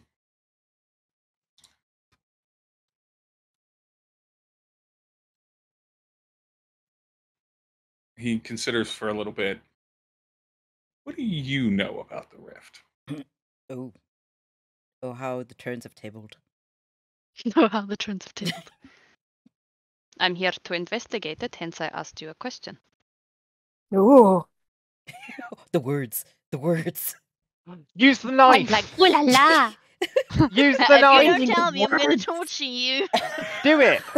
I'm gonna start a race war. Do it. Who sent you to investigate the rift? Your mum. Sorry. You're welcome to chime in because Yuri's of the there, nature of what your invisible. character is Yuri's doing. actually there, I'm invisible, more and than going, happy for you to peanut gallery this. Gallery. He is a fucking I'll- peanut gallery. I'm gonna learn astral projection at level 2 just to be able to shout your mum at random points when I'm not there. Excellent. Oh no. Who said The that? kind of Oh, don't support worry we about need. it. oh, don't worry, it's just my weird little plant friend. It's just my plant ghost. It's just my plant. Oh, you called him. They're gonna friend. carry like a little like mini cactus on them at all times, and when anything weird happens, they're just gonna be like, "I don't worry, the cactus speaks." It's just the Oh no! What you could do is you get a plant and then you do a plant cutting, Oh no. asexual reproduction with a plant, No, we don't need more Mm. Yuri. and you just have a little me in a pot and it's just No. his face. Stop. It's just his just- face. Yeah, mum. It's just like a sunflower with his face in, like ah. No, you know how you win useless carnival gifts? That's a no. useless carnival gift. Yuri's just a useless carnival gift that just starts. It's just a plant that just starts. Your mum every now and again. I don't know how to feel about being called a useless carnival gift, but it's fine. That really sounds like useless carnival gift is a deeply demeaning insult. I'm just like my mother. Stop. Stop. It's fine. Do a little plant cutting, and then we can sell them and get rich. Mm-hmm. Who would like to buy a plant cutting that insults your mum and your friends? Anyway, please proceed Anyway. with torture. Please, Um, That's why Hicks would just say, Who sent you to investigate? nobody, I'm here out of my own interest. Mm. Is my little life alarmed at all? What? But what? Is my little knife or sword thingy alarmed at all? You Hi, so is you're- my blade alarmed? Yeah, you look at your wooden blade, thinking about it. Maybe let your hand like lightly touch it and everything. What's up? What do you want? Ugh. It Like, talks oh. to It you. speaks! It Oh, you're napping. talks. Never mind. You good? You need anything? Nah. Okay. I'm Check Thank sorry. God. I didn't Hey, that realize room back there, that you were just in, that had a trap in it.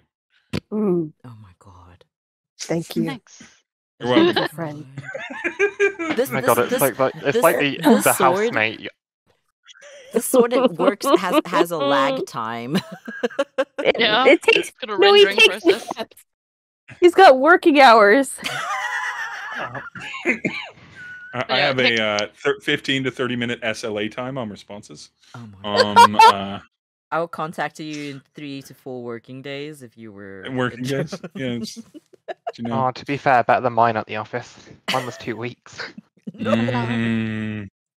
God, I love a week long plus SLA Oh or my working day lord. response time. Mine was Love it. great. As long as I even replied to a single email, big or small, I could extend it 2 weeks. Oh my Hell yeah. word. You love that. So what you want Anyway, is please Corporate continue torture. manipulation. so what it Um, is Back to you don't, torture. you don't want Sammy to be your warning sword was what it is. Yeah. Oh yeah, no, but I'll just make fun of you once you're dead. give me a since we've been in here for a while, and you did earlier. Give me another old sniffy roll there. Sniff roll. Fang. Sniff roll. Sniff roll does whatever a sniff roll does. 11. Still smells. You can't put your finger on it. You know something's wrong in this room. Like it should. You smell all the things the room's supposed to smell like, right? You smell the cast iron like heating stove. You smell a little bit of the liquor. You smell the old books and everything like that. You can smell that one of the chairs is upholstered in leather. And It's human skin. Oh no, stop. Nice. But and then Nice. well, with an 11, it's scratching at the back of your mind, but it's not giving Nice. you And I anything sniff specific. harder. You're Go just sniffing. casually just sniffing the man. like, really hard. Just Manister looks over, like glances at Fang's. No expression on the face. Just clocks Fang sniffing, and then returns to Hicks eye contact. So you're investigating this as something that you are curious about. If I would be happy to share information with you if you were interested in perhaps investigating this on behalf of the city of Southgate and the Kingdom of the Drain. So you do not want to send troops to help or investigate, but you want to hire outside hands. Is that correct? I, Manister, personally have a bit of curiosity, and I'd be willing to part with some of my personal wealth, but I am unwilling to do so in a official capacity.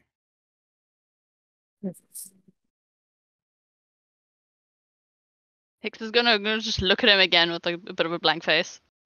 And then he's gonna The calmest, blankest conversation between I you. know.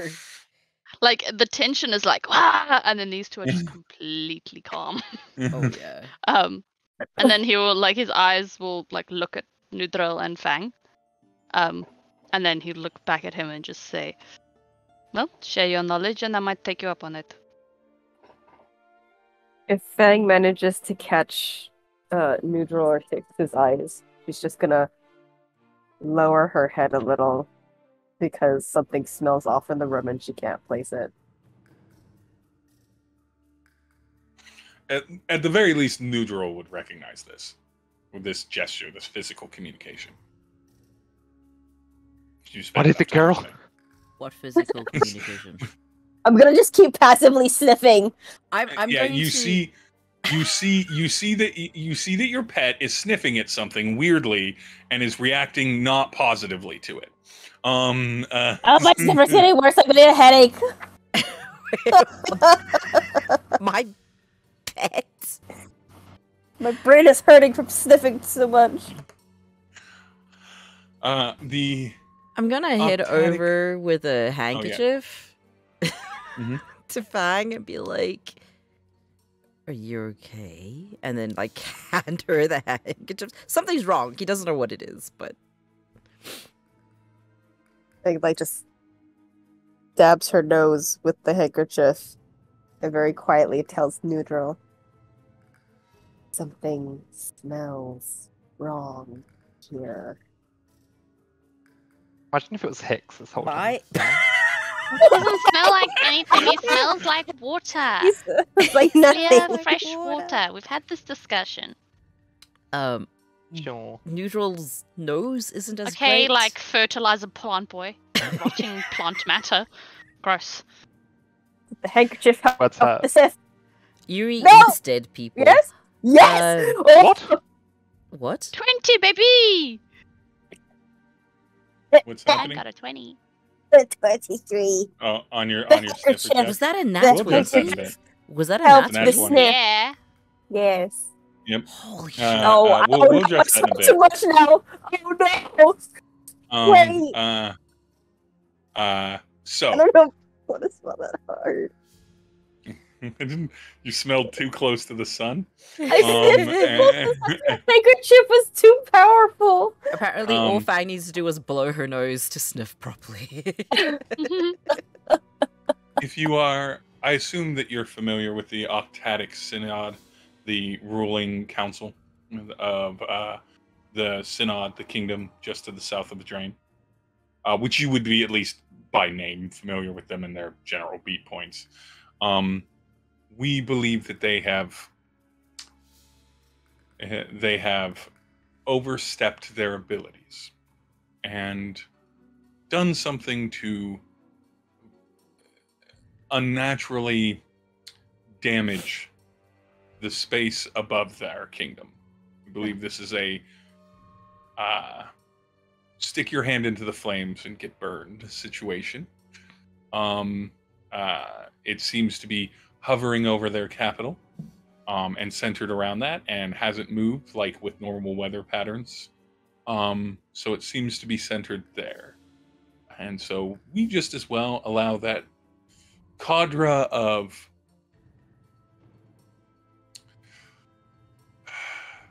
ambitious magicians to clean up their own mess. But we are, or at least I, am a bit more concerned on what might follow up the initial challenges this has created.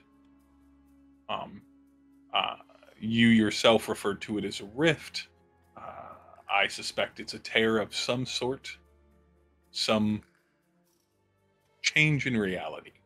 And I'm not a fan of unknown variables. Yes, it is never good when mortals play with different planes and rifts. That is why I want We're to know not what's even going on. 100% sure that that is exactly what's happening, but it doesn't look good. So I would be curious about that in a way that doesn't apply to a drain as much on a whole. No, darling, And if no. we do take you up on this, what is in it for us from you? since we will be putting our lives at risk, and you do not seem to want to help us in any other way with troops. You could consider initially whatever it is that you absconded with from the room adjacent to here as a down payment. I will figure out what it was and replace the items. But I'd be more than happy. There are 3 of you here. I'd be more than happy to part with a small, the better part of a modest fortune. Can I just depending on the information you Nhudrel get just back like to us? lifts up his hand and he's just like, actually, there are 4 of us. I'm a 4 ghost. of you. Oh, is that the 4th member? I was observing earlier. Thick Branch, right? Thick Branch, I believe was their name. Yeah, that's me. Just deal with it. Yeah, mum. If Hicks could sigh frustrated, he would.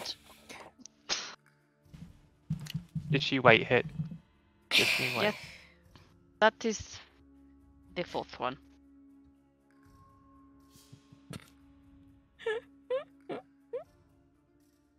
He does answer to that sometimes.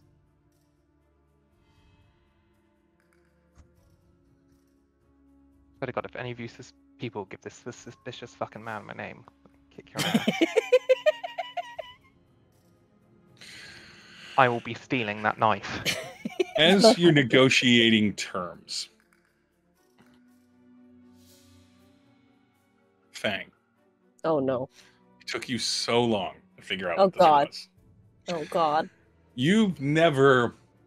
It was hard to do because you don't have a context for it being here. Because you don't see anything that would lead you to believe that this would be here. There are minerals and chemicals trying to cover it up. There are efforts made to do it, and even still, it may not be apparent to most people who seem to smell less good than you, less capably than you do. But with a nat 20, you remember when you were young, you didn't properly salt and store one of your kills. And Meat baby. the Something's smell was decomposed. I was right. overpowering or 2 days later of spoiled meat. Oh great.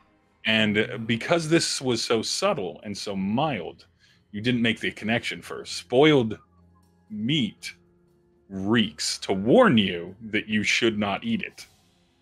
But this is It's the severe-looking like a lady. She's in a breath. barrel. in the this is almost a breath in the air, just part of the almost backdrop. And even with the nat 20, you suspect that if you hadn't been so focused on this, it would have been very hard for you to come to it.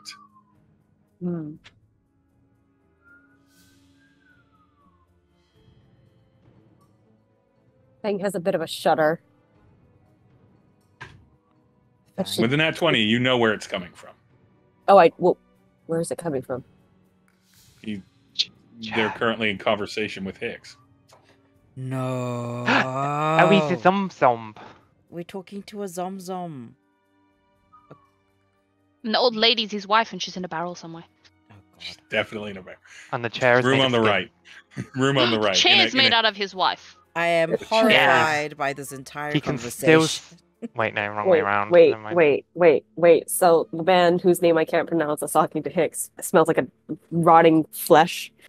Smells ever so gently. Gently, he Just a says. hint of rotting flesh. Oh god. Oh boy. They smell dead. Lovely. Oh no.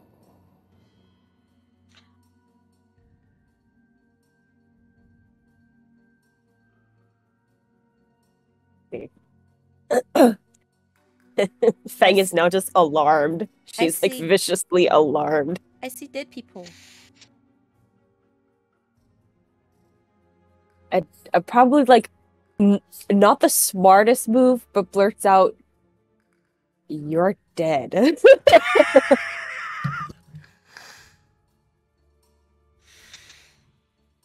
Hicks is just gonna look at her like, what? Same Nhudrel as well. Like, why are we randomly threatening this Like, person? No, she's just like wide-eyed, staring at the guy across from Hicks. She's like, you're dead. Give me just a moment here. Not the smartest thing she could ever do, but you know, it's you know, Hell- it's accurate for her. accurate for her. Yeah. That's probably for the best as well. Honestly, yeah. Before we agree to anything. So. So, hi, you're dead.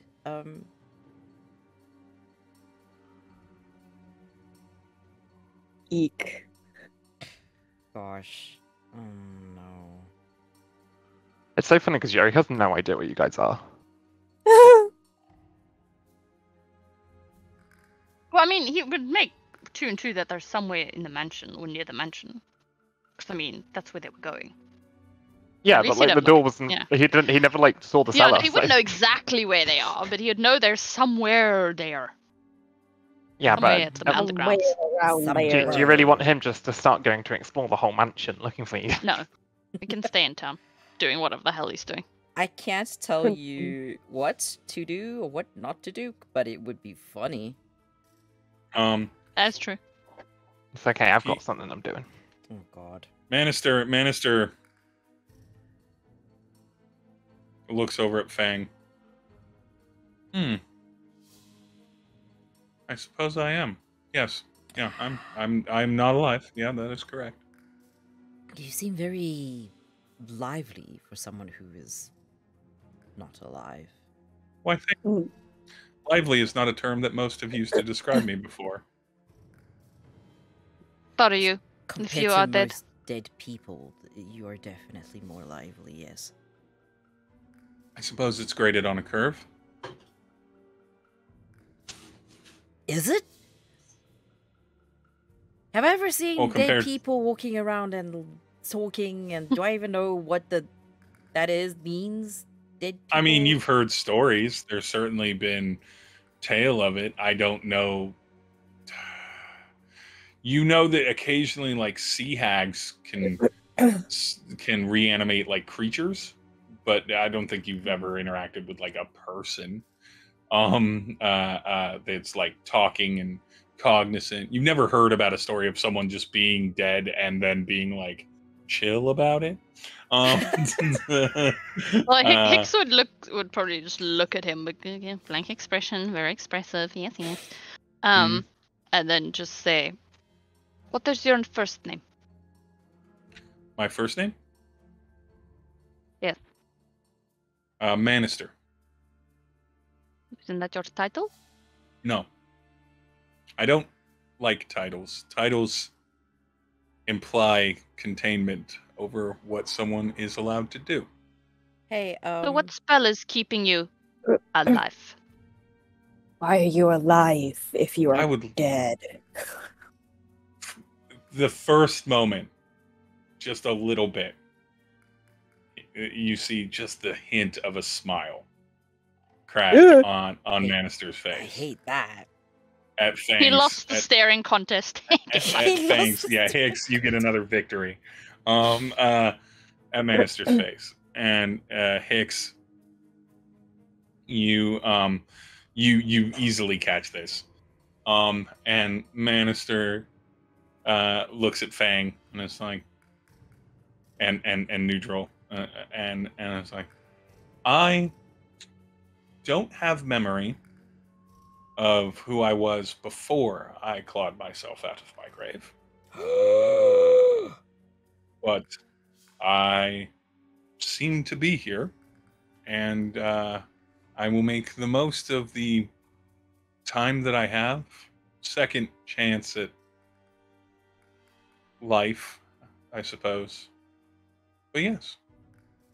Not sure why, and not sure who I was. I just saw on the tombstone above my grave, Manister Falhood. So that is my name. When did you die? I don't know when I died, but I can tell you when I came out of the grave. The gravestone doesn't tell you when you died. When Yeah, also Hicks is like, oh, okay, Nope. Your family was well cheap. Yeah, your family was well Theory cheap. just in the back. That's the little plant cactus talking.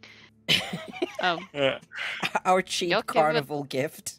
But I have, as far as I can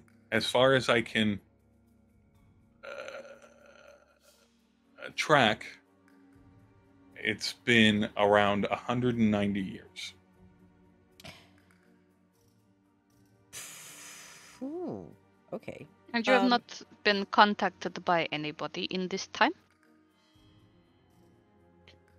Not in regards to my ability to ambulate after death. No. What is ambulate? Words. Funk. Fang. Is this normal?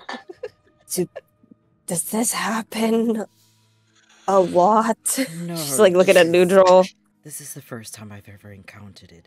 Although now I'm concerned whether or not our friend might be alive. They share a lot of similarities. No. Hick smells like water. Oh, so Hicks is definitely smells Hicks peed himself. alive. What is not pee, you weirdo? Hicks peed himself, but Hicks stays extremely well hydrated, so it's fine. Drink Hicks this might- piss. No, stop. That's terrible. Hicks has that, what's it called? The white smell, where it's just like, Mhm. I don't know. Ozone. Weird. The white. Oh, it smells like ozone. You smell. Yeah, like it's literally ozone? like a smell. It's like a smell that smells like something but doesn't smell like anything. Yep. It's called white smell. Oh, Mhm. Oh, Fang would not It's- know how to describe that. But yeah, Hicks Water is smells good. like What nothing. is a good description? It smells tried yes. any research as to not be? Hicks is just like, I'll just fucking kill you, and then you don't have to worry about it. Mm. And then you'll be I- dead. Have you considered suicide? Oh my God. I am interested in continuing to experience the world. Ew. Anything that could pose a threat to that is a concern and a risk that I'm unwilling to take. You could say that I'm a risk-averse person. What kind of bath do you do? What kind of what? Bath. Oh, how do I bathe myself? Well, he doesn't. What a question. How to figure out, because he smells like chemicals and death or Yeah. dead. I So- cover my the dead smell that you've picked up on is something that I can't do much about. I do as much as I am able to, which is that I usually bathe in oils. I don't sweat.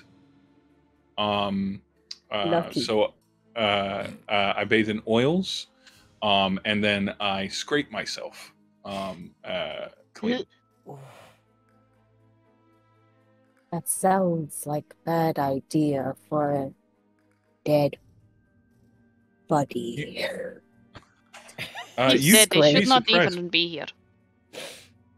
Should is a Murder. judgmental Murder. term. To scrape skin. Whether I Seems should bad. or should not be here is almost irrelevant. I am.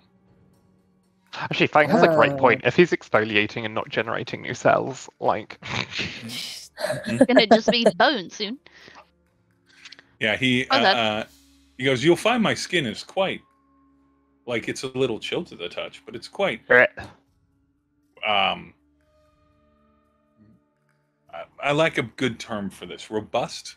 It feels it has the feeling of live skin. Like it's not papery thin or horrifying like so many ghoulish people are described in various fictions. And now, Nhudrel, all of the fictions that you've looked at are all fictions centering around spooky undead. Spooky birds. Mm. So what If you- else if can you you like- tell us about this rift? Because we need to we might take you up on this. But It's- first we need to go find our friend, Your the friend. green one. I can express to you that, Mr. I would appreciate it under any help in this investigation. Not a lot of people in this region have a good understanding of the fact that there's mobility between spaces, and you have to be around for a long time to experience it. It's not well documented. And so the only thing that I know from the couple days that it has been going on is that it isn't behaving. There's a deliberateness to transferring between spaces, whether it's through magical teleportation or druids can sometimes travel through plants. There's a deliberateness to that. This feels almost like instead of someone trying to go through a door, they tried to go through a wall and damaged something. That's about as much as I know. This is just a mage version of Nhudrel. Yes. What? It's just a mage version of Nhudrel. I tried to go through the door, I went through the wall. I went through the wall. Yeah. Nhudrel does this many times. Yes. Don't not be like this. I was actually in sight of the path of destruction a couple days ago that the blue fellow here caused. A bystander. Apologies. Just goes from like suspicious to fine. mortified. My apologies. And so I personally am curious because I am a curious sort and I am risk averse. But I also would advise not to involve. Political entities are so difficult to manage when they become afraid. Better for them to shore up their defenses than invest themselves in things. The moment you sink cost of bodies into a situation, you become invested in it. And that can become challenging to steer away from. So I'd rather privately hire you off the books.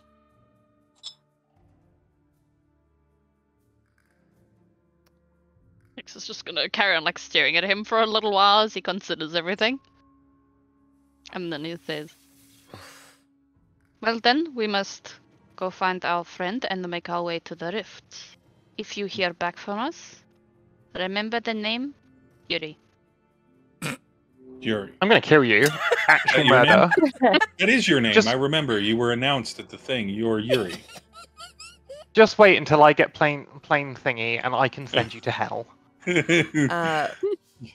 Nhudrel's just gonna be like, but if it isn't too much trouble, would you mind opening the door? Oh, of course. And Manister stands up. They walk over to a portion on the bookshelf, and they just like move out 4 different books across 3 different shelves and everything, and then you can hear the room adjacent, the steel doors slide up, and you can hear an unlatch noise at the end of the hallway where the cellar doors are. Yes, of course. Please, if you could refrain from taking any more of the city's treasures. In the moment, These, it sounds like they're yours. I will be replacing what you have already put. Again, consider it a down payment. What you've already absconded with. No, this is absolutely the materials in this room, and the others are all property of the city of Southgate. What strange things for a city to need. Well, it was very educational meeting you. Shall we? Mm-hmm. I'm just gonna look at Alarming. his friends like, I want to get out of here, please. just Is he like flesh colored? Is he? Yeah, he's like Northern European, but flesh colored.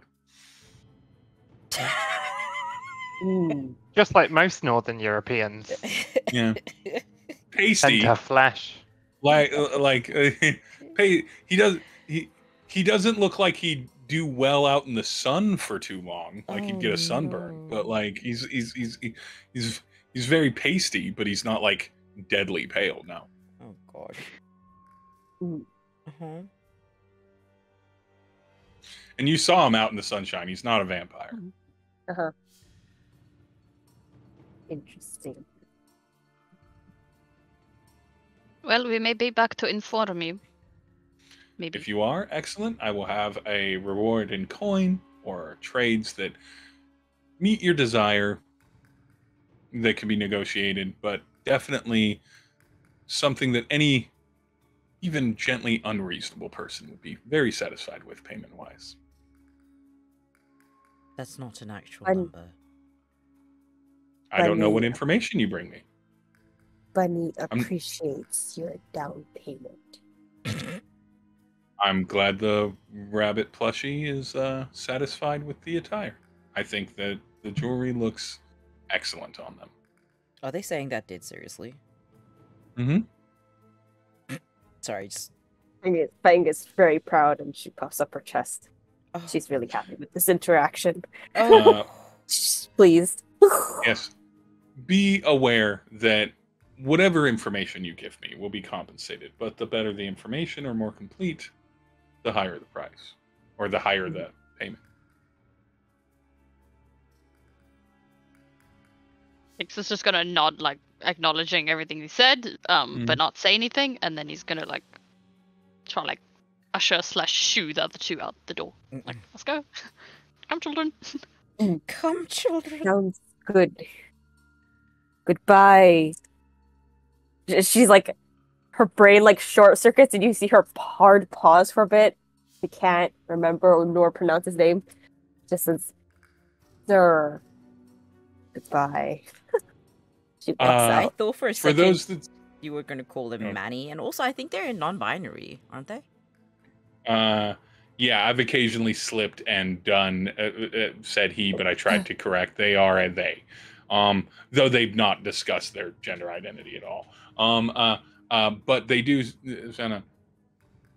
If Manister is too hard, you can call me Man or Manny. That's fine. With Manny.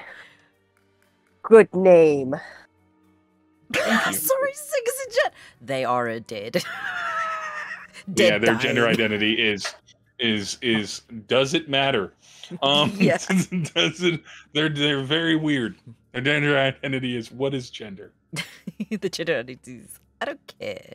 This doesn't really matter. But to me. as you're exiting this place, do you linger anywhere? Do you check any of the other rooms, or do you just head out the cellar doors to go find Mr. Thickbranch? I mean, he would want to look at them, but because the guy is standing right there, he'd kind of not. No. I will He'd resist. he'd just like try get everyone out. Because also he doesn't want to hang around with a zombie. He finds that a bit gross, so he's like, let's leave.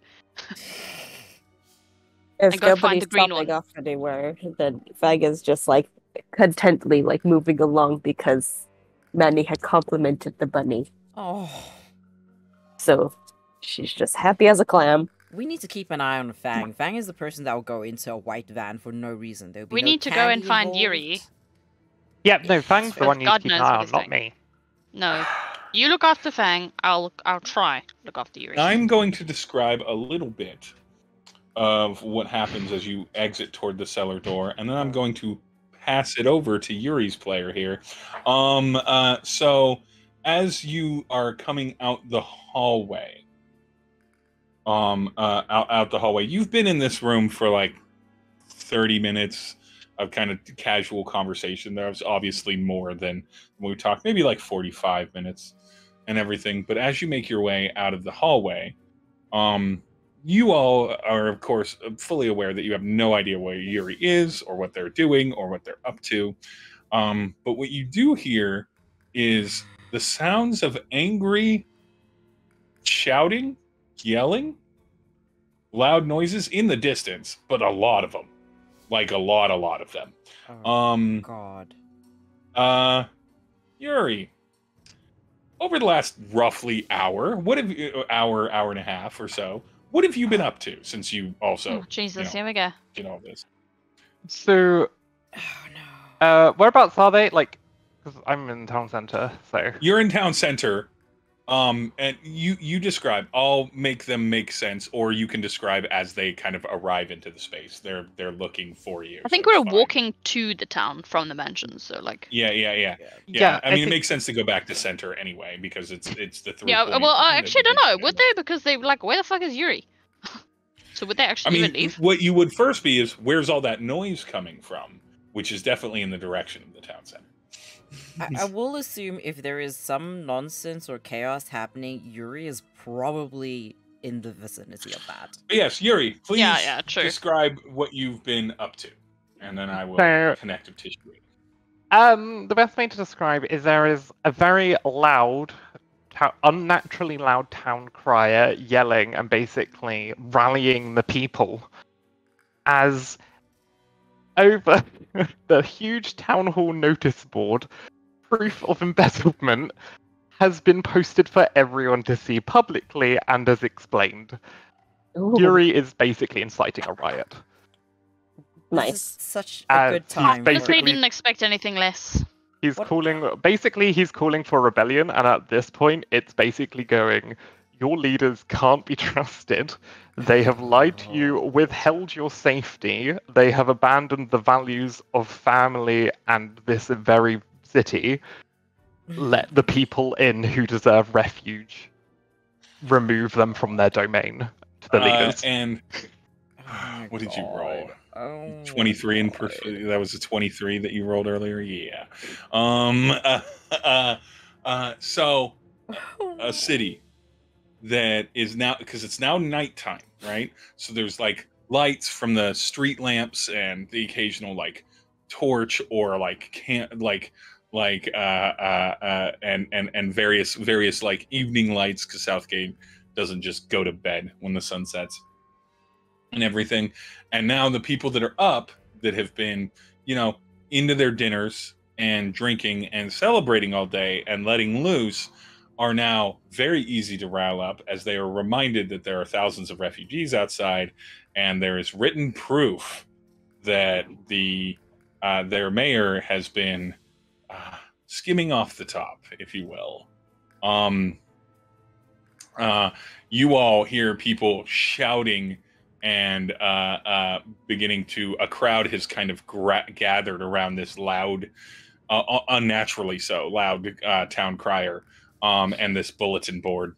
As people investigate it, you see different people that you even saw at the auction, but they're surrounded by their advisors and personal security, as they're themselves like tensely and aggressively speaking to this. And then what you also see is various city guard in heated conversation and trying to circle and go on. Can I ask, as soon as you've met like the city guard scene, can I, because even with the guard and stuff, they do tend to get fucked and underpaid. As soon as they start gathering, can I point out all the money that has been skimmed from the city guard and their family's budget? Yeah, give me another persuasion roll and give it to me with advantage, because they are. There's no police union in this world. They're a labor class properly. There's no inherent systemic racism to oppress things. They're just people that do jobs. Okay, that's a 17. 17 doesn't take much. These are all city guard. They're not even proper soldiers of a drain, and everything. And so they start arguing amongst themselves. Some other people begin to turn. It is becoming absolute chaos. Very lastly, as I have the most possible tension, just to like put like the what's the phrase? Put the icing on the cake. I would like to point out just the fraudulence of the auction and how little was actually going to charity. And hopefully the book might actually prove some as well, how little. I'm going to that say you rolled character. high enough to have done that. I forgot about that so little beat I'm going to that we point out. mentioned, but you would have done that. So the people who have Um, just bid on the auction are now hearing that they've been scammed, and it's not even gone to charity. All right, I need, Oh my god. because you're causing all of this chaos, I need you to roll a Me? d4 for me, please. God, I love a full wild card gremlin in a party. One. I'm just gonna go on and make things a little bit more tense. I got 1. You got a 1. Excellent. That is the number I was hoping you would get. Oh no. To add into the complication of this, the moment you mentioned the auction, in full garb, in the same garb you saw him earlier, speaking from behind his thick mustache, removing his hat and standing up on a soapbox, quite literally. Willis Katangan stands up and is like, "They did. They probably stole my hard-earned reward from my dangerous hunting Can trip." I just like kill him? Oh wait. As he does that, because is he a wealthy man who's like friends with the mayor? Like known. So his name came up in the ledger, didn't it? You would have seen that there's been, Yuri, that there are city and personal contracts between the Katangan family. And, so as soon as he was any of the embezzling to them, or the private? Well, it I would know doesn't. the contract. So it doesn't. It's not so much that the mayor. So it's not really clear that it didn't really point that the mayor was like sharing the wealth with the wealth class in that way. They were definitely giving contracts out to them, and they were favorable contracts. But it was more like your typical political pork barrel spending, not your like, oh, we're all going to take a cut of this. I know exactly what he's Yuri is going to, the second he notices that, Yuri is not going to stand for that, fuck him. And he is going to point to him. Look how quickly they turn on each other to try and get out of this. He even tried to he's going to even point out the contracts and point to the board where his contracts are listed. And then he will say, this wealthy poacher of a man even tried to blame the poor innocent auctioneer who was just because he's just a working man, isn't he, the auctioneer? Yeah, the auctioneer just volunteered for that. Yeah, he's going to be trying to blame the poor innocent, volunteers of this establishment to get away from his own fraudulent behavior. So good. Okay, now we're gonna do something. This is the first time we're gonna do this. We're gonna do a contested persuasion roll. I need you to roll persuasion. I'm going to roll off of Fang's character sheet because it's open right in front of me. I'm going to roll straight D20. This person gets a +5 to their persuasion. Do I get advantage because I've got the crowd or not? Yes, you do. You can have advantage. So let's see what you roll first, and then we'll see what I... Nat 20, 27. Thank you. Holy fuck. Okay.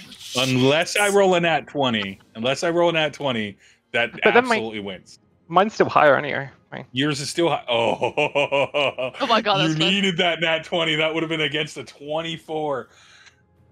For a moment, for a brief moment, it's like he's got it loaded in the barrel already as a response. Like this person comes off as a big, boisterous, hunting, egomaniac, but underneath it, and in this briefest of moments, Yuri, you realize that a bit of that is an act, and they're a bit more of a political animal, a bit more of a clever thing, and just pivot around, point back out to the things, cut them off, insult them directly. Because an angry crowd likes to see people get dunked on rather than have provable facts shown to them and everything. And all of you, I would say at this point, the rest of you walk up to this crowd, this raucous crowd, and you it doesn't take a genius at insight to know that the overly loud speaking herald that you've never seen in town before is almost certainly Yuri. Fang, it smells like Yuri. It smells like Yuri. That smells like friend. As soon as I see Fang as well, I'm gonna do the whole card while this man is kind of fumbling, of being like, how would, like, to the audience, like, how would you feel to find this man hunting your very children for their blood and going into the poachers for it and getting people to turn on the poacher? That sends them over the edge, and the crowd begins turning on Willis Kadangan. And his security forms up around him, but now he is damage control panicking instead of taking advantage of a good opportunity to possibly position himself as this class president instead of his buddy as the class president. In the little drama of politics here at Southgate. Fang is moved to tears, moved to big gibbly tears in her eyes. Aw. Baby. Uh, Gosh, I love Fang. but yeah, truly an intense rabble. Hicks, Nhudrel, and Fang. It's about to pop off. You see in the distance, coming strangely from the direction you were coming from, but armed with or accompanied by roughly 50 city guard. 50 city guard. Mayor Shemley is on the approach. Prestidigitation, I cover him in blood. What? Woo! Prestige, I covered her in blood. So we're not going to get into this now because it's already 3:15 on my time. But I'm going to need everybody to roll initiative. Oh, And we will get into this next time. Because no. the immediate response to that is detain or the blood is, it's a riot. Do what you need. And the weapons We're in the not city guard gonna comes take up. it. Yep. And it's gonna be chaos the next time in Southgate when we return. And you know what? Because I loved Yuri's roleplay so very much, and I loved the conversation with Hicks just being like direct, and I love the fact that you stole and everything. Just because I want to be super nice, we are going to say that before we actually get into the next combat, all of you feel free to level up your characters to level 3 Oh, so thank you God. can get your neat treat. Do I do that? I'm not gonna be a for the fight. I Someone else is gonna have to fight me. love that I kind of like leveled up from playing eyeball tennis, watching Hicks and the person talk. It's Like amazing. from just sniffing the air excessively hard. Excessively hard. Oh fuck! I don't know which one. Which one was it? Was it this one? What? I just couldn't remember which pact I had to choose. I panicked for a moment, but I remembered. Don't worry. Oh, shame. We leveled up. All right, thank you guys. That was really intense kind of game.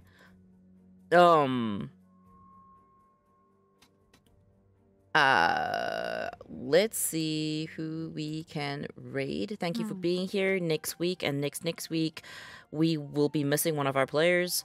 But the game will go on. And we will see you guys then. Thanks for playing. Thanks for being here. Bye. Bye.